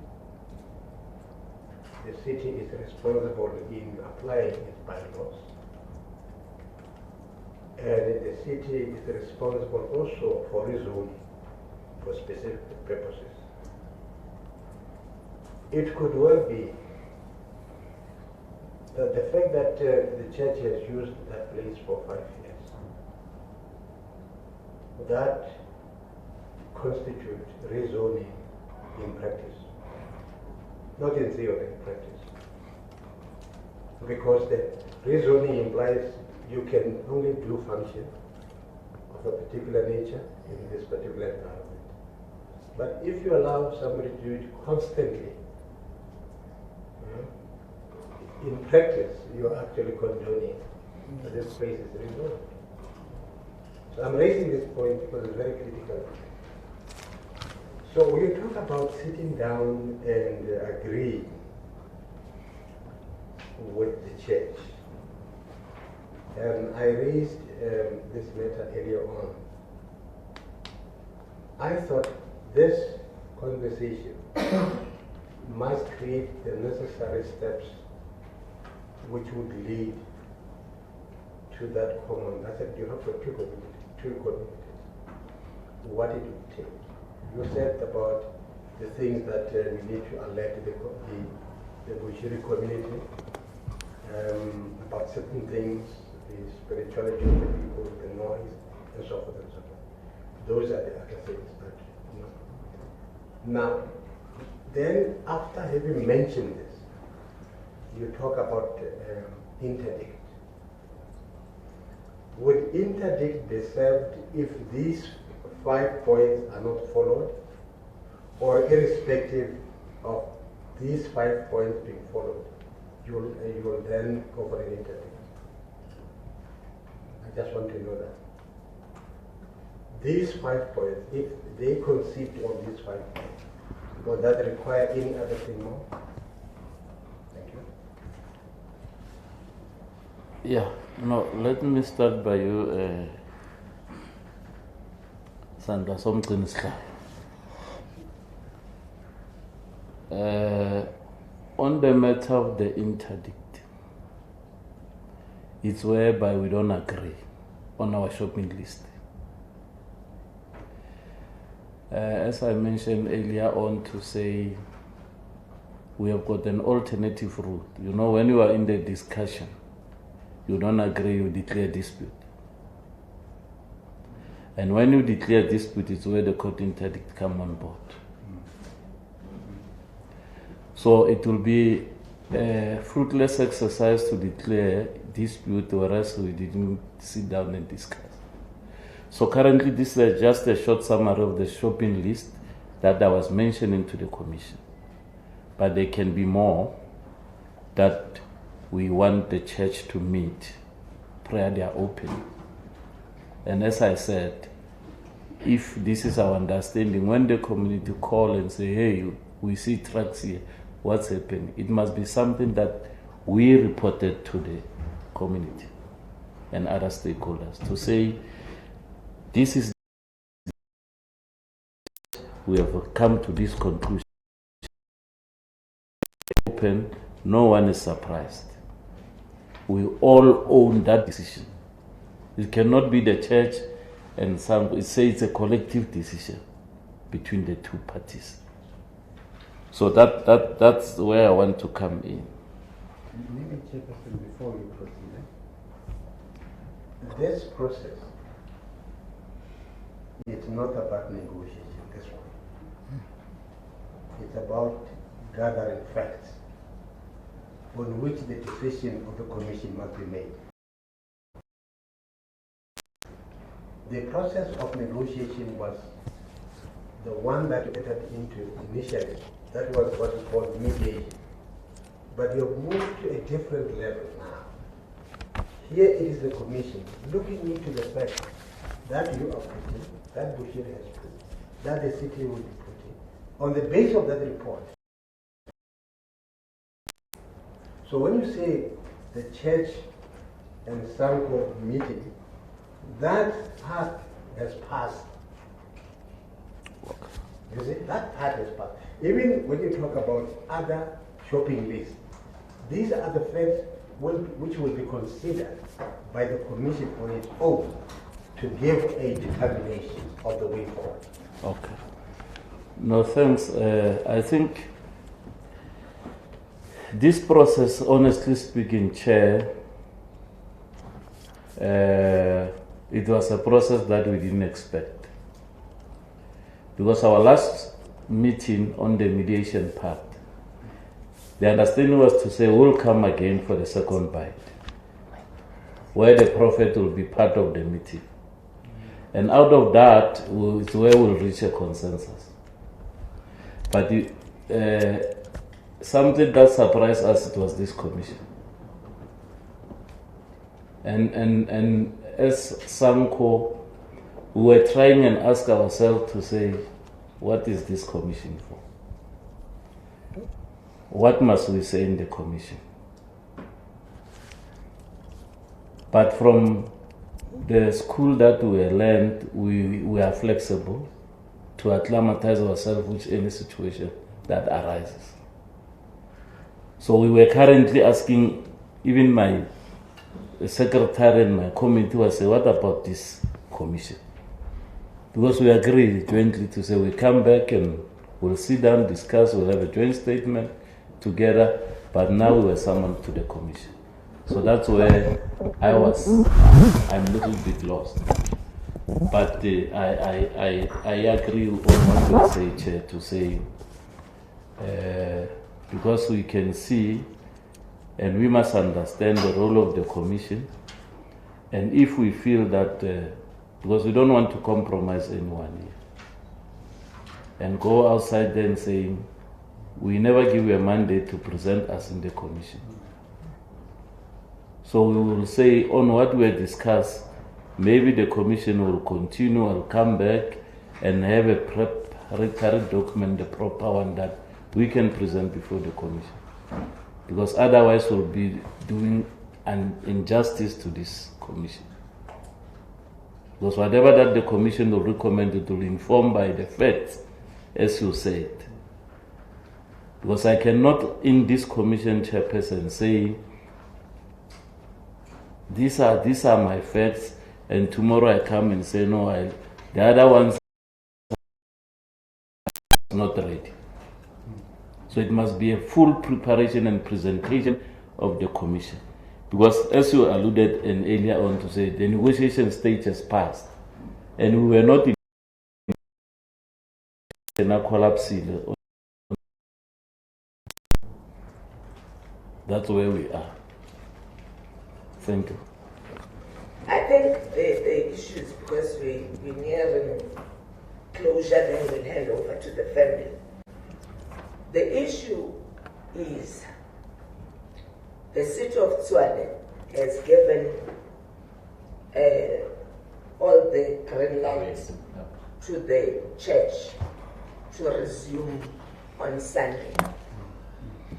The city of Tshwane will explain to us tomorrow that what the nation knows is that the church is non-compliant. Is the church compliant or non-compliant? If they're telling the church that, that fake news thing in the media was fake news, they need to tell us what created the fake news. And as government, what did they do? The fake news. What has changed from the time the church was non-compliant to the time when they issued permission for the church to operate from the 3rd of February. Because I think we shouldn't move away from the bylaws. Because the only thing that will help us is to say they're non-compliant because of this and this and that. So when you look at the checklist, which I'm sure our people can give you a copy of so that you can go and look at it yourself. They say according to the checklist, they're fully compliant. There's the issue of sound, which you've raised. The cities normally have decibels as to how high can make noise in a particular area. If you're in a residential area, how many decibels? If you're in a, you see, they've got those things that measure noise scientifically. So there are all those things that the city needs to explain to us as to. They created this thing, all the major newspapers, broadcast, radio, that the church is not compliant. So your community is convinced that the church is not compliant. That side, they meet with the church. And they say, we are compliant. Here's permission. Goodbye, go do your thing. Who is left fighting? It's the community through Sanccol fighting the church. Who's left happy here? It's the city. The city says one thing today, they say something else tomorrow. If they had said from the very beginning, no, the church is fully compliant, the community would have then said, oh, if they are fully compliant, then that's another story. But they tell the media one thing and tell the church another thing. And I think tomorrow is the day when they must tell all of us one thing. And if our mainstream media is made to present fake news to us sitting at home and watching and listening, then there's a problem. Then you are mainstreaming fake news. Because now there are two communities, there's the other community and the church community. Now if the church is saying, we've done nothing wrong, the city says we're 100% compliant, then that's another story. But I must say, Prof, that Sanccol, like any other organization, has every right to go to court. That's where answers come from. If you feel the rights of the communities we are representing, those rights are being violated, only a court of law can help us there. The CRL Commission is bound by the Constitution and the rule of law. What we've positioned on the table is that there must be full compliance. Now, we're told there's full compliance. So we feel if the city says there's full compliance, all systems go. But we do have a few questions for the city to explain how we got our Chair. Yes, maybe before you. Okay. That's why we had to move out of that other process, because there were conflicting issues. The city is saying one thing today and another thing tomorrow. So we needed the city to be under oath. We needed the church to be under oath to say, what do you know and know for sure? Tell us under oath, because if you lie, then you can go to the police station down the road and lay charges against whomsoever comes here to lie. So the other thing that was not like a sworn-in process was giving us conflicting things. Today it's this, tomorrow it's that. So one answer and one answer alone. The city should not confuse everyone and then tell the church, no, that was fake news when they say we want the documents, no, that was fake news, it was issued by a junior official, what. So then they create the fight between Sanccol and the church, because Sanccol knows them as non-compliant. So you don't expect them to be compliant. Now they go behind your back to the church and say, you are fully compliant. That was fake news. Then we are left fighting. They are walking around nice. So our aim is, as the Constitution tells us, is to create harmony, friendship, peace, respect, unity. Those are very tall orders from tolerance, all sorts of other big things. So we say we'll meet with the city tomorrow. We'll ask all the necessary questions to get to the bottom of it, and we're hoping we'll release our findings before we said Thursday. Thursday we'll release our findings that will clarify as to who created the chaos here, the one we're faced with now. Because the church is opening on the 3rd because the city says they can open. You think they're non-compliant because so we've got an impasse which we're hoping tomorrow will resolve. But we need to restate that going to court is the best route, because then there'll be a finding, a court decision saying close or open. Yes. Over to you. No, thanks, Chair. I think the Commissioner have just asked some questions regarding the compliance of the job from the city, whereby I'm still saying if there is a complaint, we won't be here today. That's my point of argument. If there was a complaint, we won't be here today. Because in terms of the health standard or regulations of the SHE Act, the church will know what to do. The police will be at the scene when this event happens. The firefighters will be there. Everybody, all stakeholders, because this joke is when you interpret it, Professor, it's very simple. Joint organizing committee. So when the city say these people are complying, and then you ask yourself behind your bed to say who's fooling who, and even the church themselves, they won't say we are removing dead bodies to the private mortuary. We're not aware. So that's why I'm saying we need to do investigation beyond that. When the city come here and say they are complying, there are a lot of issues that we need to ask the city, as well as the church itself.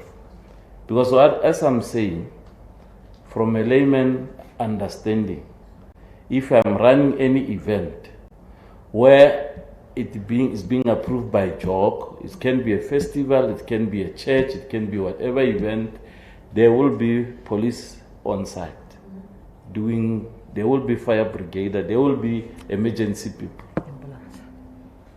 there will be ambulances, you name them. And if somebody being hurt or killed immediately, there won't be some private or whatever that you take the disease from the private mortuary. So let us not try to mislead the world and the country in terms of the compliance. That's what I want to submit to the Commission. And the sleeping of the people outside, when the Commission says it's a church fault or the city, both are liable. Because you come to me, you are going to pray, I have to make sure that you get a decent place to sleep. Or if, the church, if they are saying, Professor, they are men of God, you cannot allow people to sleep on that vulnerable area where there is no security. It's human. You must ask yourself to say, this person is coming to pray and is sleeping outside, washing there, helping himself there or herself there. Where is the status of the church? Because people who are sleeping at Home Affairs, they are not people there are other people there where the bylaws as the chairperson have alluded, need to be implemented. No one must sleep on.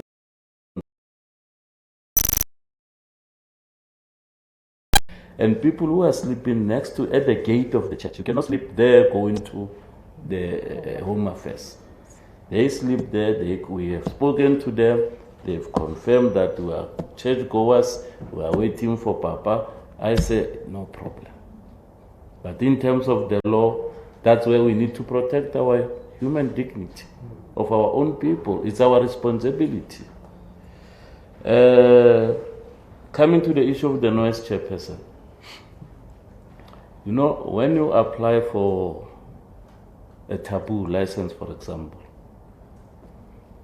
people will make submission to say, before you can be rezoned and get an approval, we'll submit. So others will. We as African, we normally don't do that. But as I'm saying, white people know that if there's an application of any whatever development, they will make objection, submit to say, no, we're objecting this based on the following. Because it can be a tavern close to the church, it cannot be a tavern close to my whatever, it's close to school.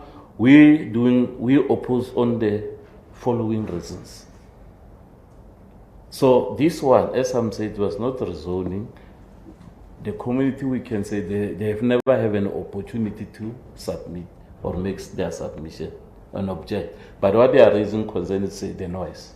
That's why we said, if the issue of the noise, the issue of the people sleeping on the street and other things that we have mentioned, we can be assured of, we don't have a problem.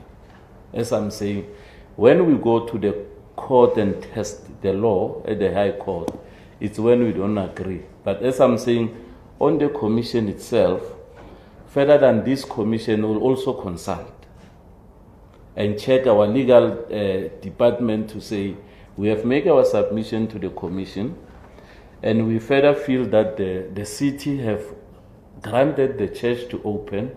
That is not the commission responsibility. It's either we interdict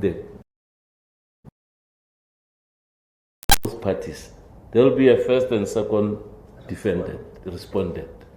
So those are the things that we assure the commission to say, we are going back to the community, we'll get our legal people to advise us further than the commission itself. So that whatever that we are doing, it will be within the perimeter of the law. Thank you, Chairperson. Thank you. I think the other issue you raised before we move to the family is the issue of cultural issues. We've raised that with the church. They are more than willing to have families to come in and do their cultural processes in that area where the departed fell. And then they are also talking about a memorial service to be held at the church, which they were saying they're going to announce soon, so that at least there's acknowledgement that people who were worshipping here died, so that at least there's that closure. Even for other members of the church, some of the members of the church did not necessarily die, but they were also injured. So the trauma really is broader in terms of the pain people feel, but just the trauma of suffering in that stampede, it goes beyond the 3 people who passed on. It's also the other people who were injured and others who witnessed the whole process. It can be very traumatic to witness people dying in front of you. So we need to go through that process as well. So we have discussed that with the church, and the rest really, the city will have to clarify. Once the city clarifies the issue of compliance or non-compliance, because all these things about sound and noise are in the checklist. So the city will tell us how they deal with those issues, and then we'll draw conclusions, findings, and then make recommendations in terms of how we move forward. But in the interim, we are very glad that you'll be approaching your legal people who will then, says we've already issued the thing, we can't withdraw it. What then does it mean? Because we're also not experts in the bylaws of the city. The law says the city must implement its bylaws. So if the city says we've implemented our bylaws and they're perfect, then they have to explain to the whole nation as to what were the fake news all about. And the 30 days and whatever else was said there. So some of us don't know what to trust. And I always say, no, watch the mainstream news, they'll tell you the truth all the time. Now if you find in fake news there, then we don't know what to believe anymore. Mm-hmm. And that's a very critical issue when the nation becomes confused about information that is supposed to be reliable. And I'm sure the media should also be concerned as to they're running with fake news. How did that happen? So we'll hear from the city tomorrow as to whether that was fake news or real news. Then we need them to tell us under oath as whether that was fake, and then it starts a new debate altogether in the country as to which news should you rely on. What is, which then makes everything confusing at some point. So we're hoping tomorrow we'll be able to find an answer to all these questions. And we also, Prof, want to promise that by Thursday afternoon we will email to you our findings and our recommendations. So it means we won't sleep the whole of Wednesday, day and night, because we feel this is very urgent and it's very important, and we need to know who did what. Some of the things you raised to be there, and we agree with you. Now the police are investigating themselves, because for the bodies to be moved, it's because they were not there. If they had been there, no one would have moved anybody. The police would have taken off. So there's a deficit in terms of the responsibilities and accountabilities. You can't then say, no, they moved the bodies, when we haven't asked, why were we not there when we were supposed to be there? Where were the police? Where were the city police, metro police? Because all those people would have prevented the bodies from being moved. When the family said they were going here and there looking for people, for their own people, they couldn't find them. It's that deficit that was created by the non-implementation of the JOC thing. So that's why we said, let's do this in an open forum. Let's stop the city from covering up. Let's stop the police from covering up. Who's going to take accountability and responsibility of the fact that the police were not there? When, according to the rating, they are medium risk, the police are supposed to be there from start to finish. So there's a whole range of accountability that needs to happen. And they need to tell us how are they going to deal with that. Are there going to be hearings of the police who should have been there, who ended up somewhere else? And who's taking accountability for that? So hence I'm saying we then went this route because we saw that there's a lot of, ducking and diving. Let's formalize this thing and get to the bottom of it. And find out who's telling the truth and who's not telling the truth. So we'll give you a full report as to what our findings are. Yeah, Chairperson, when you talk about this police and other, it opens some lot of loopholes, whereby I think maybe this commission, for you to make a detailed report, is also to summon the police to get their side on what has happened. The justice must prevail, because if the police currently need to be investigated, I think IPAD is the right department to investigate the police. whereas the police currently they are investigating the scene of the church. So now the liability of people, the number is increasing. The police will be liable, the city, together with the church. It's no more one party. It's now increased to two parties. Because I'm just afraid if you can maybe rush to make a report where you didn't get the side of the other party as well, it will be injustice. So I'm just making this submission to say, let the police also give their side. And from there, I don't think it's the police only. In terms of the requirement, job, that need to be there by the day of the incident. Others they are called, I'm not sure, is it ridicule or what they call them. So all these stakeholders that have been mentioned there on that compliance, they have to come and make a presentation before the commission. Because according to the incident, there was no war. And these people must account why. So that's my submission as Sanccol that you are making, Chair. Thank you very much. What we have done is to ask the mayor to bring job because they fall under the city. Supposed to be talking to the police. The police were also expecting them to come, those that are part of job by extension, so that at least we can have a thorough an overview of who was supposed to be there, Do what?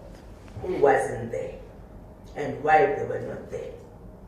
Because the reason for them not to be there, according to the law, is not there.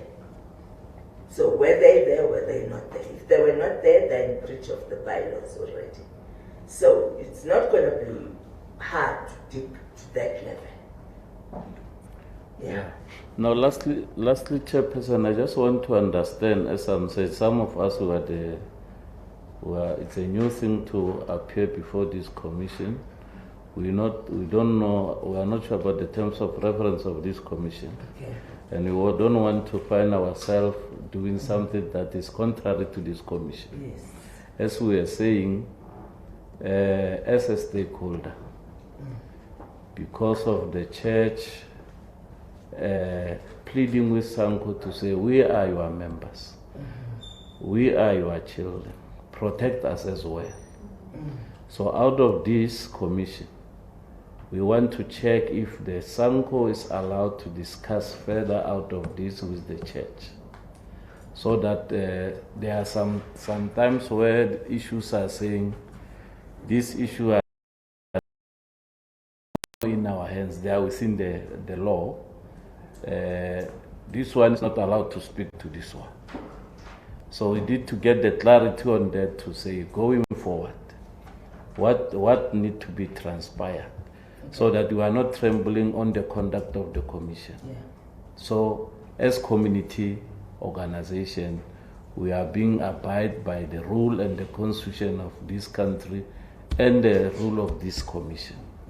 Yes. Yes. We hear you. I think what we'll do, Aubrey, if you can make the constitution, I think I do have copies in my office, so that, because this is Section 7 committee that is sitting, so that you can then see where it comes from. And then we'll make recommendations, which you'll also see. And then we'll wait for the implementation of those recommendations. And we'll take to all the relevant parties. Because according to the Act, the safety standards, what do they call it? Safety at Sports and Recreational Events Act number 2 of 2010. They refer to the responsibilities of the National Commissioner, who can then delegate. So ultimately, it's the National Commissioner who should be doing all of these things, who then delegates to captain, whatever they say, not lower than captain. So the person who must be there should not be below captain, you should be captain and above. So all of those things will need to be looked into as to what does the law say. The law says this, what does the bylaw say? Because this is an act of parliament. The bylaw says this, and what did you do between those two? So that at least even if the national commissioner, then he should know, together with the minister, that somehow their people are dropping the ball at this level. So all of those things will help us as we move forward, that the laws are adhered to. But we'll keep you in the loop throughout the process.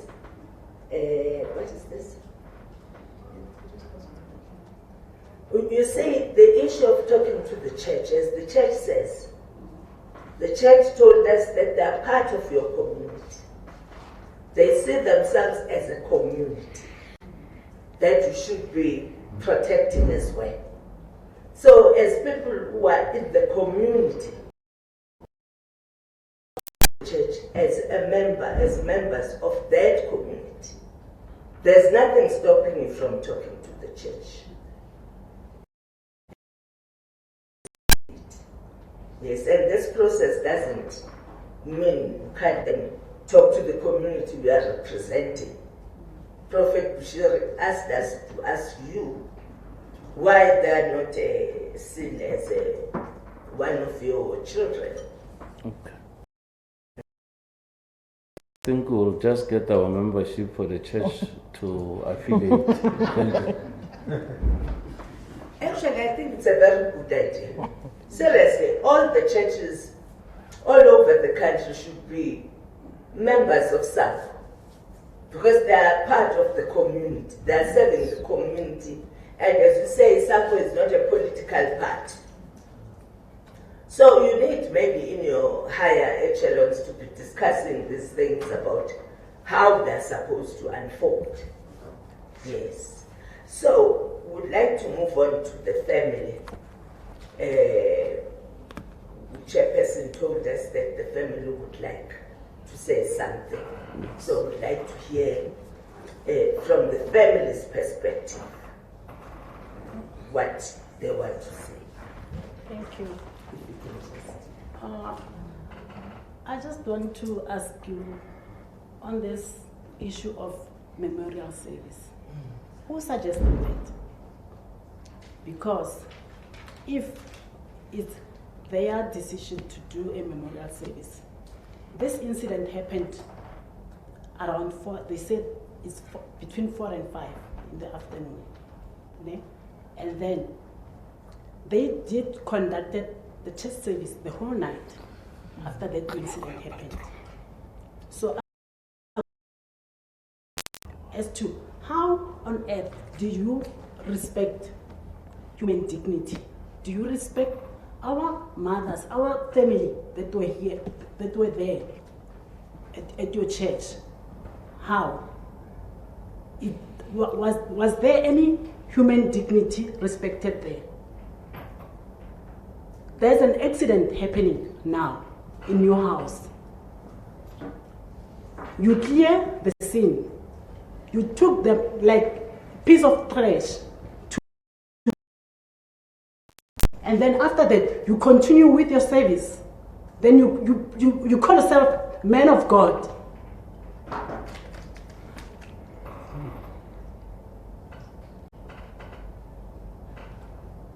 My mother loved that church. No one forced her to go there. Because she believed in the church, in Bushiri or whoever was conducting the church. But the way she died, we are still asking ourselves, what happened? What happened? Who certified her dead at that moment? Was she dead or unconscious? Or was she fainted or who certified her dead? Take her like a trash to that dodgy mortuary.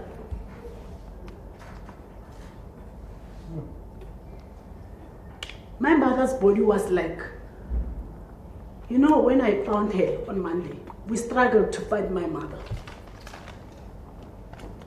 It was smelling. What kind of emotion is there? From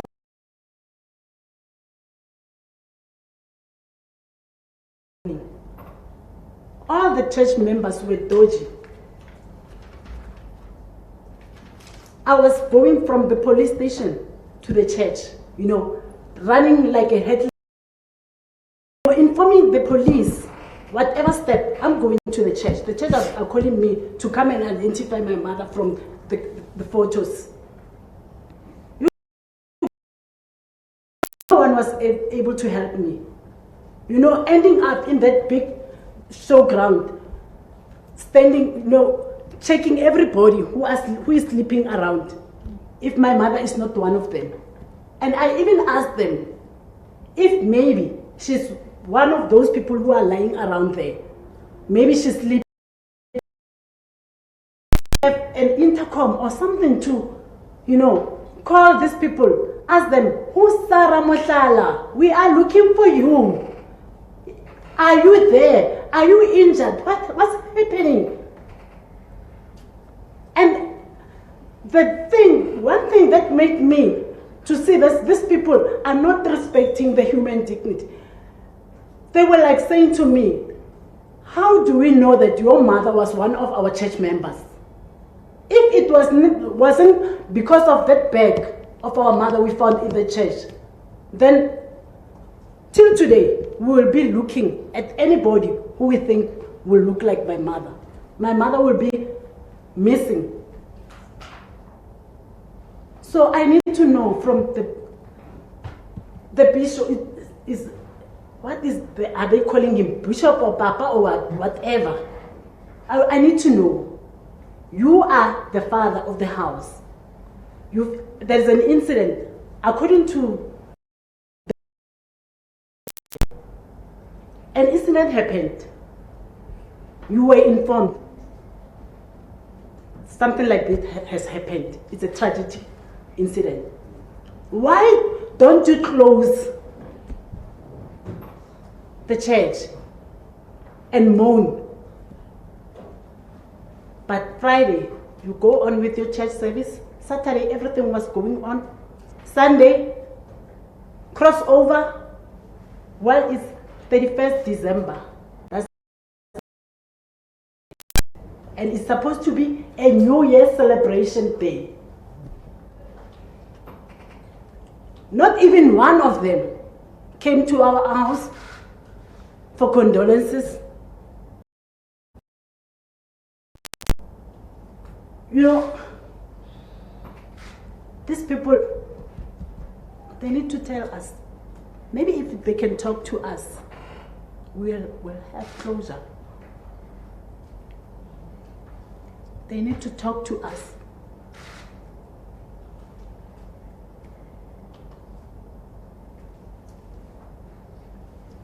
I don't have more to say because I want to ask Bushiri himself, how on earth you continue with the service? You know, I remember passing on that church street on Saturday afternoon, going to a baby shower, attending my son's baby shower. My mother was supposed to be there. If it wasn't for my son to check where my mother is, because they agreed to be, she was supposed to be there. So when time goes on, he was wondering where his granny was. That's when they started searching for our mother, Saturday afternoon. Whereas I've passed there, my mother was gone Friday afternoon. Right next to my place. I stayed in Lotus Gardens, right next door. Her bag is clean, everything is there. How on earth, we question ourselves, how on earth was she involved in that stampede? If somebody was involved in the stampede, her bag should be like, you know, we need answers. What happened to our mother? We need to know, because we don't. we can't accept that she died on that stampede. No.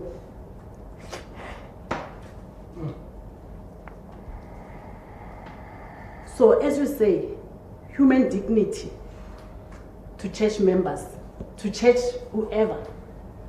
I don't have anything against their churches. They can open up, go on, whoever who wants to go there, they can do it. But they must respect their followers. They must respect them, please. My mother is gone. Nothing will ever bring her back. Thank you. Yeah, I would like to say one thing again. The church should stop lying about the number of people who died. Because on Monday in the morning, one of the church members phoned Deborah and told her that they found the 4th body. So that means my mother didn't die at the same time with those people. Maybe she died 3 hours later. Where was she by that time? That's what she told her, the 4th body. They are not 3. They keep on lying and lying as if they are not children of God. Why don't they tell the truth? This is a truth commission. Let them tell you the truth, what happened. And I'm also suspecting that there are more bodies from the CC. I don't believe there are 4. There are 3. 3 years. Now there are 4 because they said my mother is the 4th one. I think if they were not more than 4, why didn't they allow Deborah to go and look at those ones who were hurt? The ones that they said they put them in a private accommodation, they are taking care of them. Why didn't they allow her to go there and check for my mom? If they were telling the truth. They must tell us the truth. They must stop lying. To add on that, as I was the one running around on Sunday, interacting with Gumbi, Pastor Gumbi, Dr. SACO, and the police also. The last time I was out of the police station, it was around past 11. Ever since I was awake in the morning, running around looking for my mother. Then I was, the last time it was around past 11, 9. Yeah? Then I went home to sleep. In the early morning, on Monday morning, around past 1, I got a call from Pastor Gumbi telling me, we found the 4th body. It's a lady around 55 years. She was wearing purple clothes. What was your mother wearing? And I told her, I told you several times that I don't stay with my mother. I didn't see my mother going to church. How can I tell you what was my mother wearing? And she said to me, oh well, let's go, we'll meet around 8, 9 to Steve Biko Hospital. The 4th body is in the hospital, according to her. Pastor Gumbi is from the church. Yes, but Pastor Gumbi from the church is the one who was calling me around past 1 in the morning, early morning of Monday. So we must meet at the church, at the Steve Biko. And I told her, the last time I talked to you, you told the security guards that they must chase me. Because I went to the police station. You know, the whole day, if I can tell you the whole scenario that I went through that day, from my house to police station to the church, you know, from the police station, when I went to the police station the last time, it was when I heard news. It was Baloyi saying people who were injured were 17 and they accommodated them. They're at the right place, giving food, everything is fine with them. Then I jumped from my bed, go straight to the police and ask them to take me to the church, to let these people show me those 17 people they are talking about, you know what Gumbi said to me? Don't tell me about Baloyi. Baloyi is busy running around telling media that things that he doesn't know of. And as for you, securities, you mustn't allow this woman to come near us again, because she's busy harassing us, saying we are satanisms. That's when we turn off with our police, go back to police station. Then that's when I meet Lieutenant Colonel Malulek. Then they took a statement from me. When we finished there, it was around 11. Then we made an appointment to go to the mortuary, government mortuary. Then that's when I get a call from Gumbi in the early hours of Monday. Then I ignored her. I told her, I've been running around with you the whole Sunday, then you didn't help me. Now I'm taking the last step. If I can't find my mother at the mortuary, then that's when I'm going back to the police to lay a charge of a missing person, because her bag, we found her bag there. So I went straight to the mortuary. That's when I found my mother. It's deep big. So, as you are the commission of the church, you know, the whole process, can you please give them the rules? You know, we need to know why did they do such things? They can't rely on Job, because now they can blame Job, whereas they are not compliant to this. How can they get police to surrender their premises and all those people who are supposed to be there, whereas they are not compliant? Who's fooling who here? We'll hear from their compliance certificates and that's it. But the way they conducted us, the manner in which they conducted us, they were heartless. They were rude. You know, they infected a pain, you know, not knowing where your mother is. And my mother was not that old. She was a strong woman. She can't even say she lost her bag and then the next thing she can't have knowledge of going back home. Her home is just there, 50 Mahodiero Street in Atteridgeville. That's her parents' place. The Soshanguve one, it's her house. So how can you lose a bag at Church Street next to Atteridgeville? You can't be able to come to my place in Lotus, go to your, you know, these people, please. What they're doing to other people, maybe it's right, but what they did now is totally wrong. It's totally wrong, and I'm not going to fight anymore. I fought to find my mother.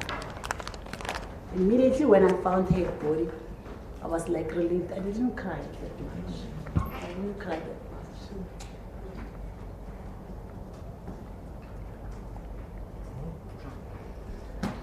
Okay. Yeah. That's the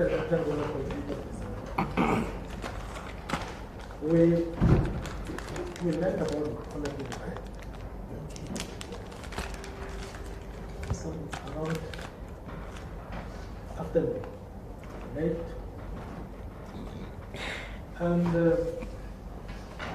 from there, I mean, it was afternoon towards later afternoon. From there, from the 29th, from that time, that moment, it took 29 days until the first for us to not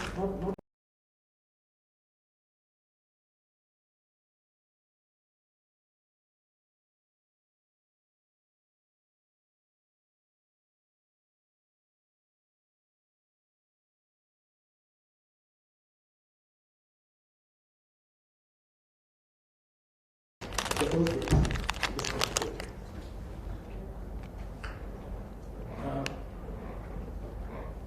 On the 29th, I went to church to children. I was taken to so many places. I spoke to so many people. I had this guy, his name is Rabbi. He was like using my phone to communicate with Pastor. And I was asking them, I was pleading with them to give me the name of the watcher where these people are. You know, by then I didn't know, I was not sure. Where these three people that they said, that were said that had died are, so that we can go and identify them. They took me all over the place. And finally, they told me that the disease was taken to the government mochari. That's only thing now. They said the disease was taken to a government mochari. Because it was during the weekend. Government mochari, no matter what. So I said, in the meantime, let me go and check the people reported to be injured. And they suggested that I check at Kalafong and Stickpick. I went there. I went to Kalafong. I spent a lot of time there. Fortunately, you know, it was late by then. It was not actually, it was the morning, the following day. They don't allow people to go and see people in hospitals. But they had to allow me because I told them I'm not going anywhere. So I went there and then I saw this woman. She was not my mother. I went to speak big. And then they checked, they ran their checks and everything. No luck. I went to Tshwane. It's closer to speak big, Tshwane Hospital. Same story, no luck. I decided, after speaking to my specialist, no, go check in Pretoria West Hospital. I went there. In fact, before I could go to Pretoria West Hospital, I decided to go past the Pretoria West police station. And the police there were very, very accommodating. They gave me a report. They told me to go through it and see if, then check the names and see if my mother is there or not.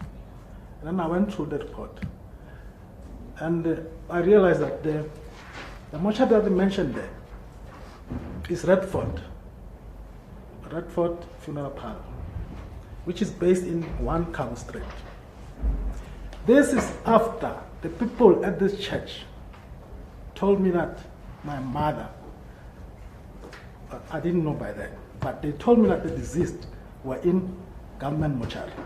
And Redford is not a government mortuary, it's a private mortuary.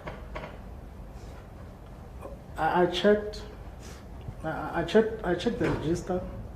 It belongs to some, I think it's a white person, Anna Benedict something. And it's not registered for that address, 1 Cabo. It's registered for some other address in Pretoria West. So somehow, somewhere, there needs to be a check to see where that mortuary comes in this picture, Bushiri, and all those kind of things.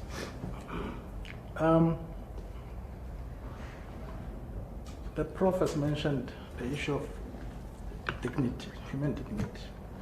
Deborah touched on it. There's another dignity that people must look at, the dignity of the deceased. It doesn't mean that if you pass away, it is done, you are meet. No. They must look, mostly this commission, it must look at the manner in which people are treated immediately after they pass. Because for me, I want to open a case. And then a case that looks at the concealment of death. Because these people, what they've done, by moving those bodies from the church to this private mortuary, they were concealing this thing, the death of these 3 people.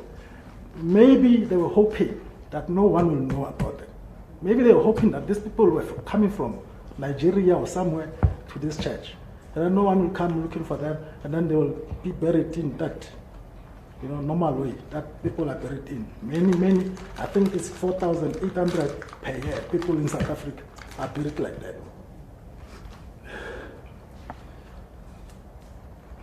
The more I talk about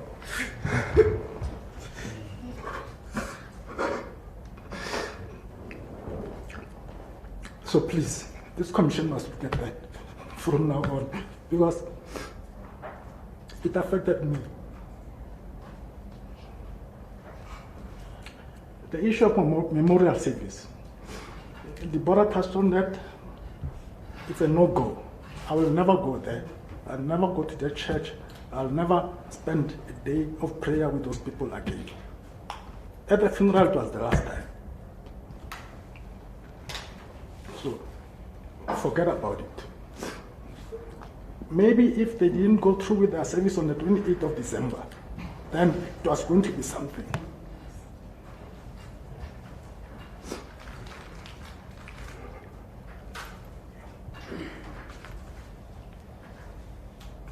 And then there's another issue that they're playing around with. Always, this church has been calling this person, major one, Bushiri. He's been the man, he's been the name of the church. He's been there always. Out of these people in here, who is going to tell you that they knew this name ECG? How many? I can tell you less than 5% will say they know ECG. Only those who are members of the church, they'll tell you that they know ECG. Everyone knows Bushiri's church, major one. Now today, they want to separate themselves from the name Bushiri. And the fact that they're saying Bushiri is not responsible. It is the church which must take responsibility. Bushiri this, Bushiri that. Where was Bushiri on the 28th? Was he informed about this incident? And then after he was informed, did he just decide that no, we continue the service? Those are some of the questions that I have. I mean, was he informed? And if he was informed, did he decide that he's going on with the service, or was this church the...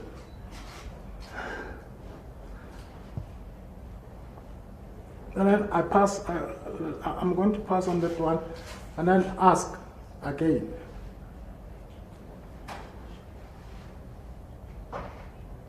When Bushiri was informed, and if he was informed about this incident, as a man of God, as a father, they call him their father. He calls them their children, their daughters and their sons.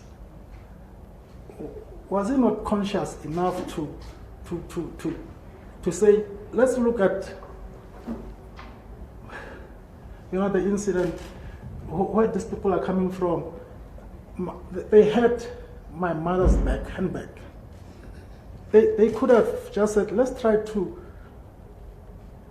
contact, or even if not contact, but keep the bags close in a quiet place where if there's a phone ringing inside the bag, because her phone was in there, they could just answer and check. Maybe we'll know that something happened. But they were not there. They were not concerned.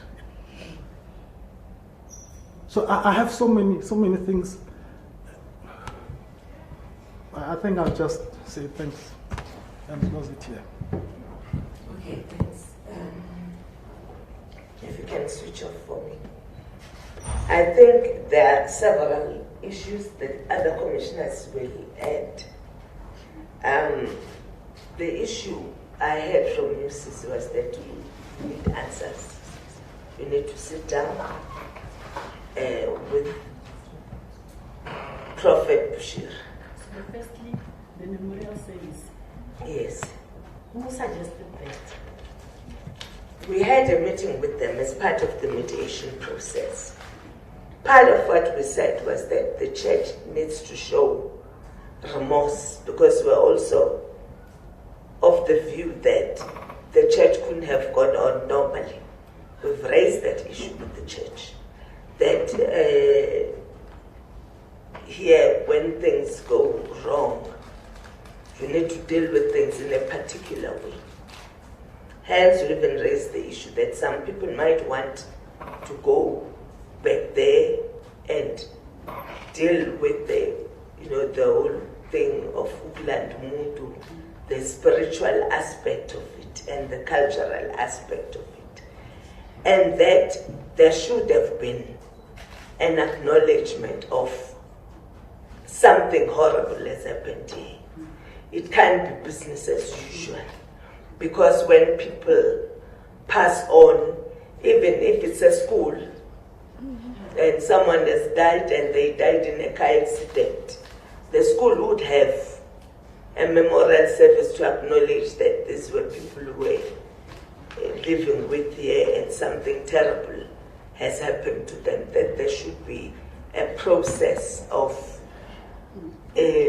finding peace that usually helps even for communities and for families to say, at least my person is acknowledged as someone who was alive, who has since passed on. We also raised the issue with the church about who's burying the people. If I pass on, my reverend, a Methodist church at Bryanston will bury me, because that's the church I go to. We raised those issues. They assured us that their pastors are burying people. I think in Palale and Cape Town, I think. I'm not so sure about Pretoria. So we raise those issues because part of what we do is the issue of culture and religion. That there are cultural dynamics to show remorse, that you acknowledge that something happened here that shouldn't have happened. When you go to church, you think it's the safest place, you're going to come back in one piece. It didn't work that way in this case. So part of what we discussed with the church was that they need to show remorse around what has happened. They need to acknowledge that something terrible happened. They tell me they've met with the families from Lephalale and Cape Town. They've been trying to meet with yourselves. I did ask Chairperson Mashish to see if he can facilitate that so that the family can also have closure. You have a lot of questions. I can feel your pain. Why did the church continue? The prophet needs to tell you himself why he continued. He needs to tell the family of how the events unfolded on that day. He has told us under oath that he wasn't there because he normally comes in at 10. Yes, and he wasn't there at the time. He comes in at night to start the service. It's usually praise and worship until then as people come in at whatever time. So there's that issue, which we still feel the family needs to meet with the church. We can facilitate that meeting. That you need closure, you need to know, okay, so what exactly did they tell you about what had happened since we're not there? Who actually said to you, no, you can continue, it's not that bad? He says he had later on, towards the end of the service, that actually people had died. He needs to be able to tell you that himself and not relayed through us. That he can sit down with the family and say exactly what happened. Because I think part of healing is to know exactly what happened. We were also asking, so how did it happen that everything went according to plan? Because then something had happened that disrupted the plan. How come the plan was not disrupted? So we've raised that issue with the church, that something should have happened, some acknowledgement should have happened. And I think the church needs to meet with the family and explain precisely. I don't know whether Gumbi, is it a he or a she? It's a she. Maybe the church needs to investigate the role of Pastor Gumbi. As you relay it, it seems like, her role made things worse.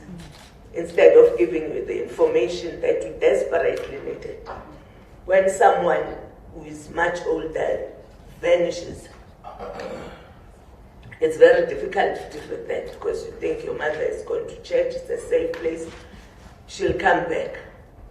And when that doesn't happen, it creates a crisis. And when it takes days before you locate the mother, it creates another problem.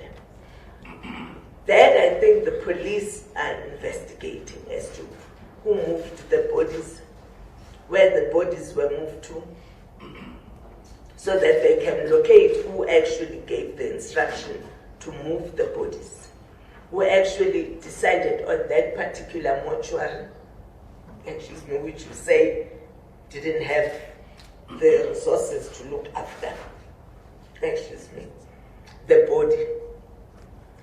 So we feel that there needs to be some interaction between yourselves and the church.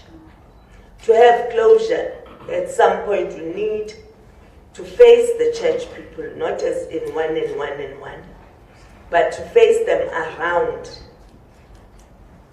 This is me, and I'm very hurt about what happened. Because you are there to represent the interests of your mother. We have always been preaching the issue of the rights of dead people. That dead people have rights. They need to be treated with dignity even after they die. Especially after they die. Because there are cultural and religious dynamics in terms of how you want your mother to be dealt with after she passes. You need her to be dealt with respect and with dignity. People always say in the adverts, I want a dignified funeral. But a dignified funeral is a process from the time you die to the time we all walk away from the graveyard. That's part of a dignified burial, a dignified dealing with the person who has passed on.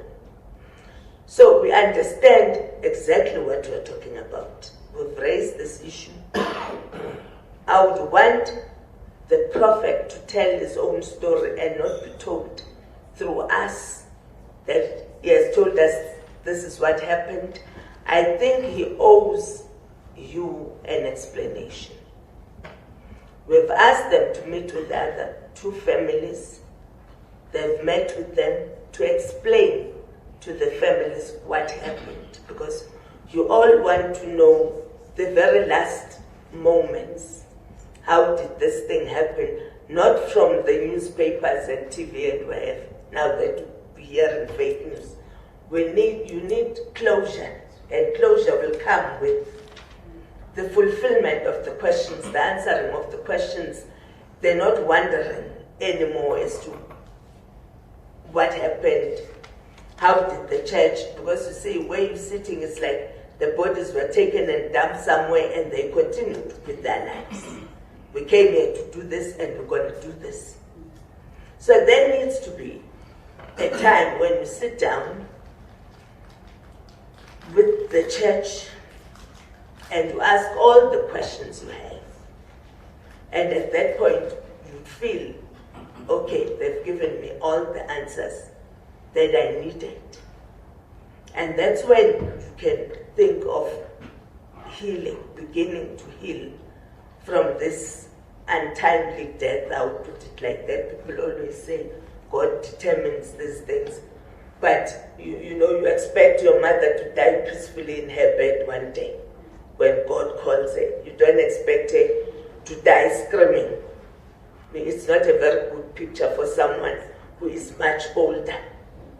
That, in her senior age, at her senior age, she dies screaming. You expect her to die peacefully at home, where you can all be there and she can live in a decent way. I understand your pain. I feel why you are so angry, while you're still feeling like there are answers you're not getting, and it makes the pain to last. The longer you don't get the answers, the more painful it becomes. So I think what we'll then have to do is to tell the church, arrange for a meeting here at the CRL where you can ask all these questions. That's why I said to you the issue of all the other issues pertaining to the family, and the families need to be dealt with outside this technical process of who should have done what where, who dropped the ball where. Although for you it's also part of the healing process, but at least you need direct answers from the people who were running the church, who was responsible while Prophet Bushiri was not in the church. That person needs to explain precisely how that happened so that the family can find closure in this thing. Because it's not about the law says this. There's another dynamic here of the family needs closure and how to facilitate that. So if you give us permission, as the family will facilitate that meeting.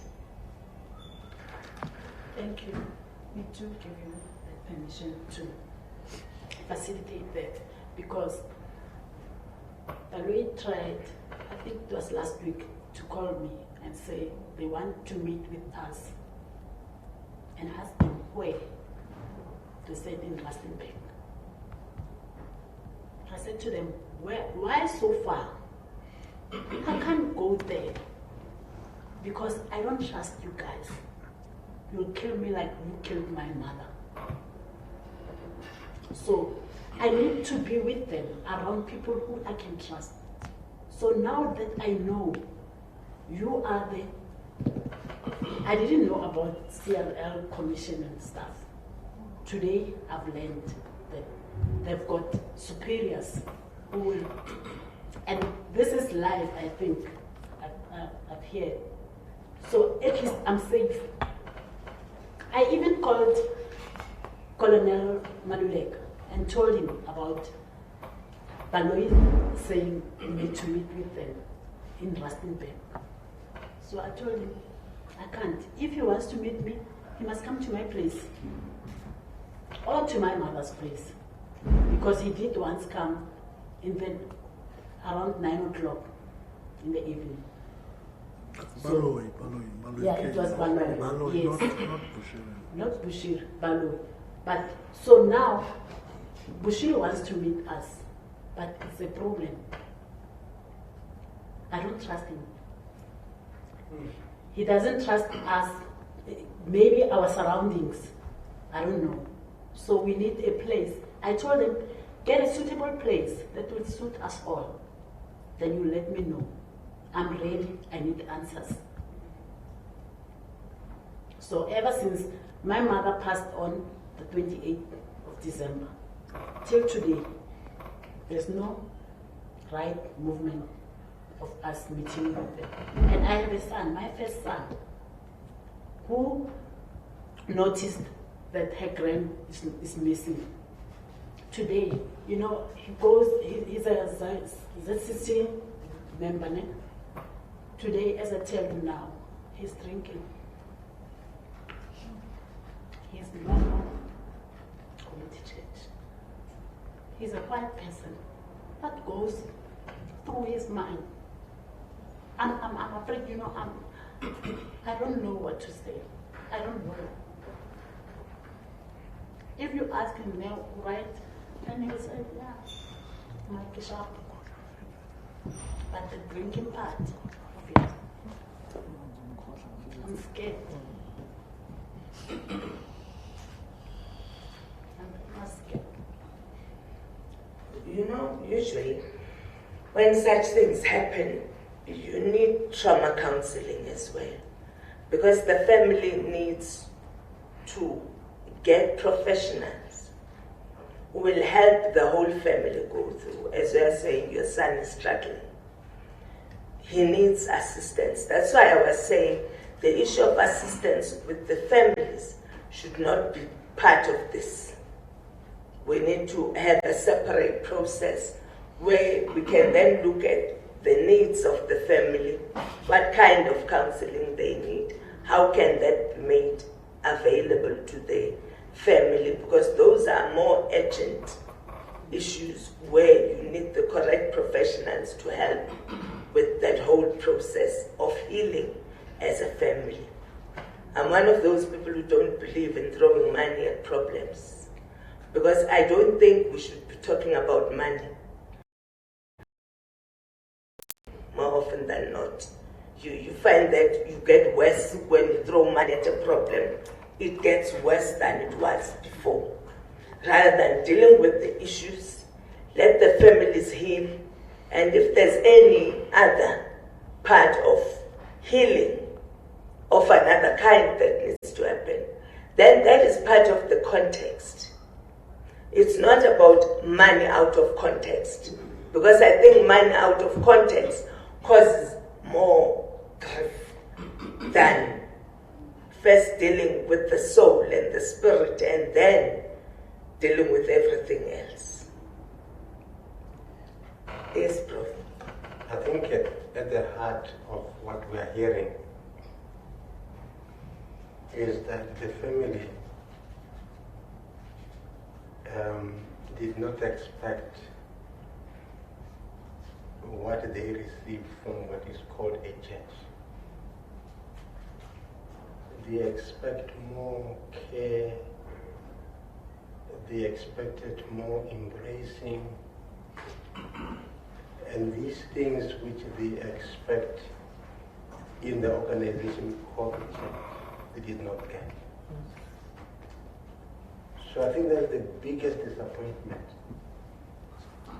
Because when leaders stand before congregations, they talk about the love of God, they talk about the care, all of these semantic, seductive words.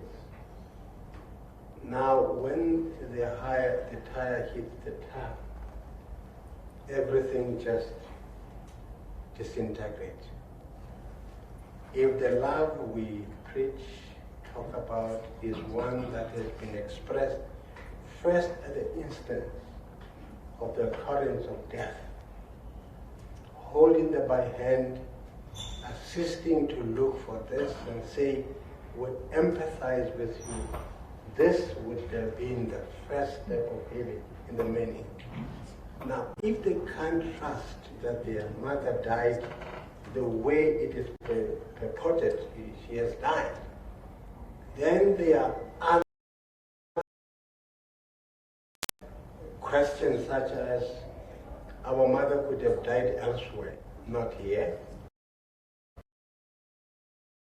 Manner that this thing was not supposed to have been known, or was that she was killed for particular purposes in this environment, especially when there are so many people. You never know the intentions here, because through the spill of blood. Now, nothing to do. Yeah, it's true. You know, when the institution becomes stronger, it means more blood is spilled. Remember, I'm not saying this one. I said there are other institutions. Prof, don't harm them. That was really hard. But I'm trying to make the point, because maybe what is going behind it in their mind. You see? So I'm trying to explicate the doubt they have. So I think the issue of going through this process, essentially what happened, and allaying or misgiving of things that could not really have gone the way that you think, this is the process. That is the beginning of healing, in my view. Yeah. Okay. Chair, I'm happy because the family have presented their viewpoint. And my worry is just one-sided family, whereas the family, there were more than one. And maybe I will advise this commission to allow the other family to be part. So the healing process must be packaged in a way that when even the family said they want the intervention of the commission, in actual fact, I will advise the commission to say the intervention was supposed to make life as we did now. So don't do others apart and others life. So the process, the question that the family is asking must be in the light of everyone. Because people might question this commission to say, why this part? Are they treating it somewhere else? Because the nation must be able to clear. We need to clear the church. We need to clear all the victims, the family, so that they can heal. And saying it's the Palale family, it's Eastern Cape or whatever Cape family, they're given the same approach. That's my proposal, Chair, to say everybody in the world, because we are trying to clear the mist. So that all that unanswered question can be answered in the public domain. What happened? I think there will be healing, and beyond that, as I'm saying, normally referred to as a demanding commission. This process, Chair, that you said, counseling is very imperative to the whole family, because I think the pain is one. Not to say because this one, the pain is more painful than the others. So it's just a pity maybe they don't have structures to represent them. I will suggest that maybe Commissioner know their address, they will also summon them to be part. So when we close this case, we close it in good books. We learn from the mistakes. As a person, when he's dead, you cannot bring him or her back. But that's what my submission, Chairperson. You see, we did talk to the church about talking to the other two families. They said the other two families are not interested in any process of whatever kind. They've already met with the church. They're fine with what happened. They can move on. They're okay with it. They don't need any other intervention. You know, different people have different needs about how they grieve the trauma they are going through. So we decided to take each family as to where they are. But as we said, ultimately, there needs to be another process.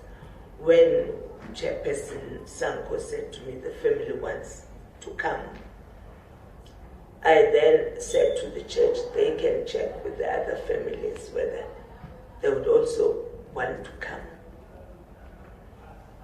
Apparently, they do not want that process because, you know, families are different. Other families deal with things in one way, some deal with things in another way. So there's always that, and we need to take people where they are. That's why I had to get your permission first to ask whether you want us to facilitate the meeting with the church, as opposed to us just facilitating the meeting without getting consent.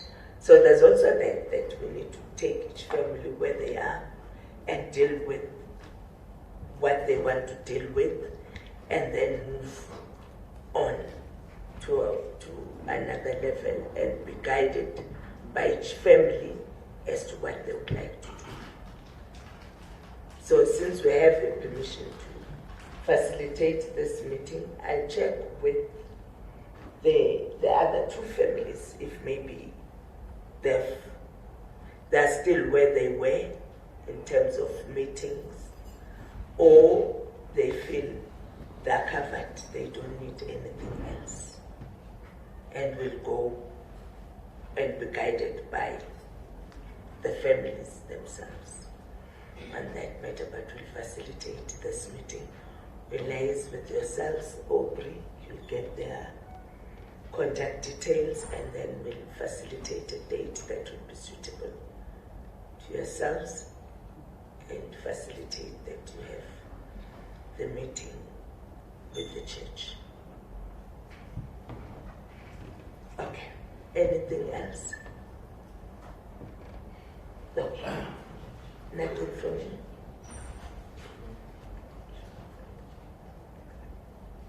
Yeah. Now, Chairperson, I would love to hear from you to say you summoned the family, two families. In their response, they say they don't have interest. Because I'm having a problem where you request the church to summon them. As a commission, you were supposed to summon all the people involved, including the family. As I say, from where I'm sitting, I don't know what informs this commission to come to this where we are meeting last time and agree on other arrangements.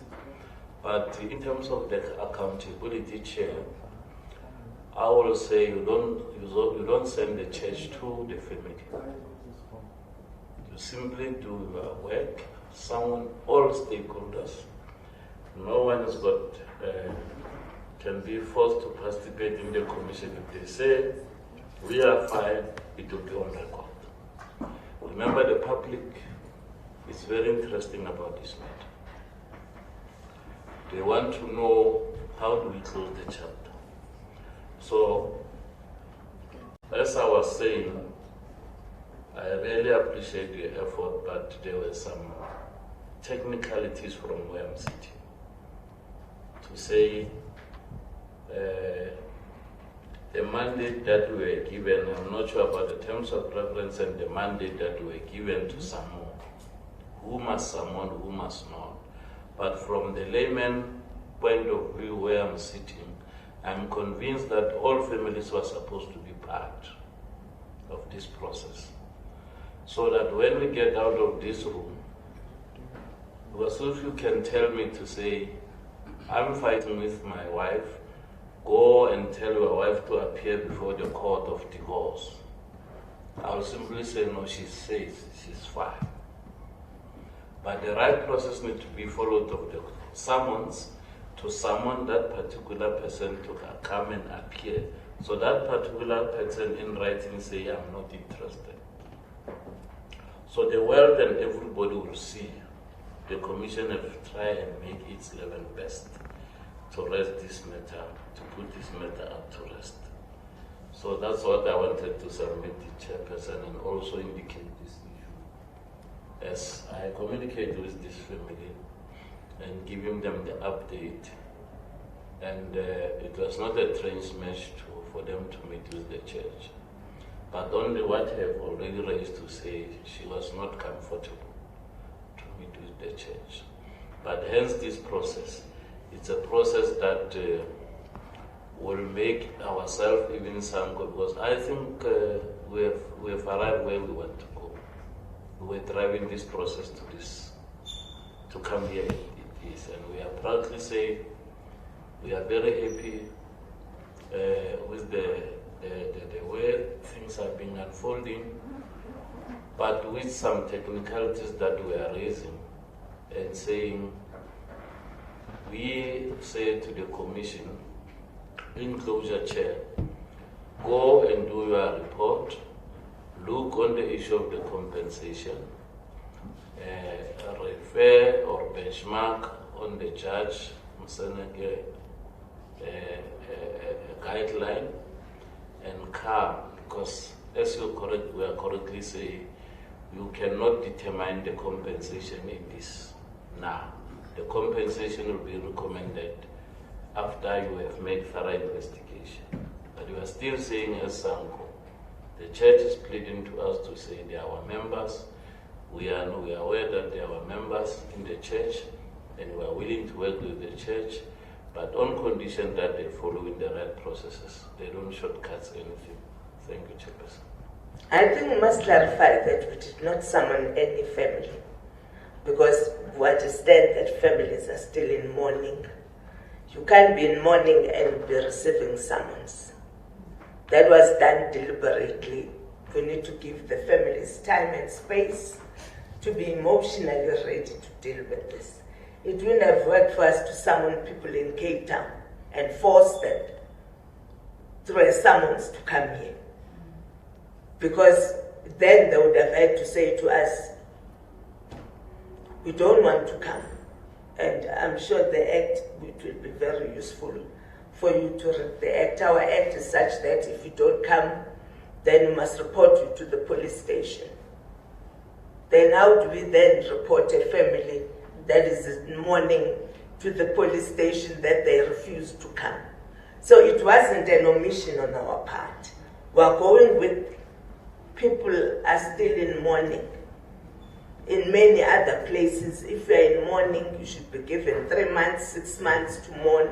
We are very much religious and culturally sensitive that you can't be hustling families when they're still dealing with a major loss in their lives.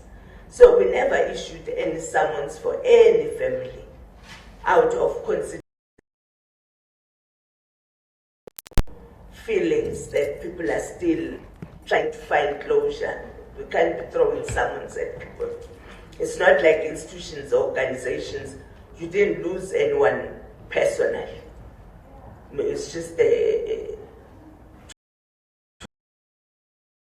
people who lost their loved one, their mother, in a very bad way, their sister, under those circumstances. So we'll stick to the process of, we'll continue with the families as a separate entity outside the other legal parameters, so that we don't find ourselves in a situation where we're summoning people.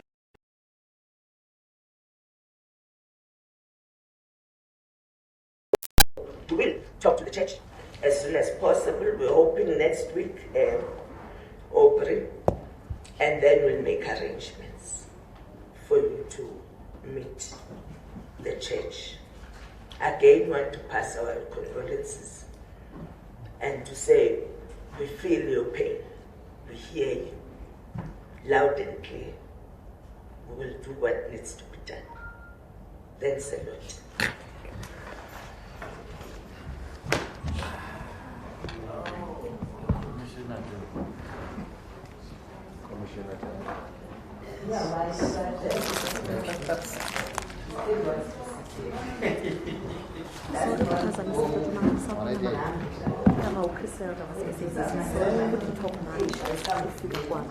I just want to make sure that I'm not going to apologize.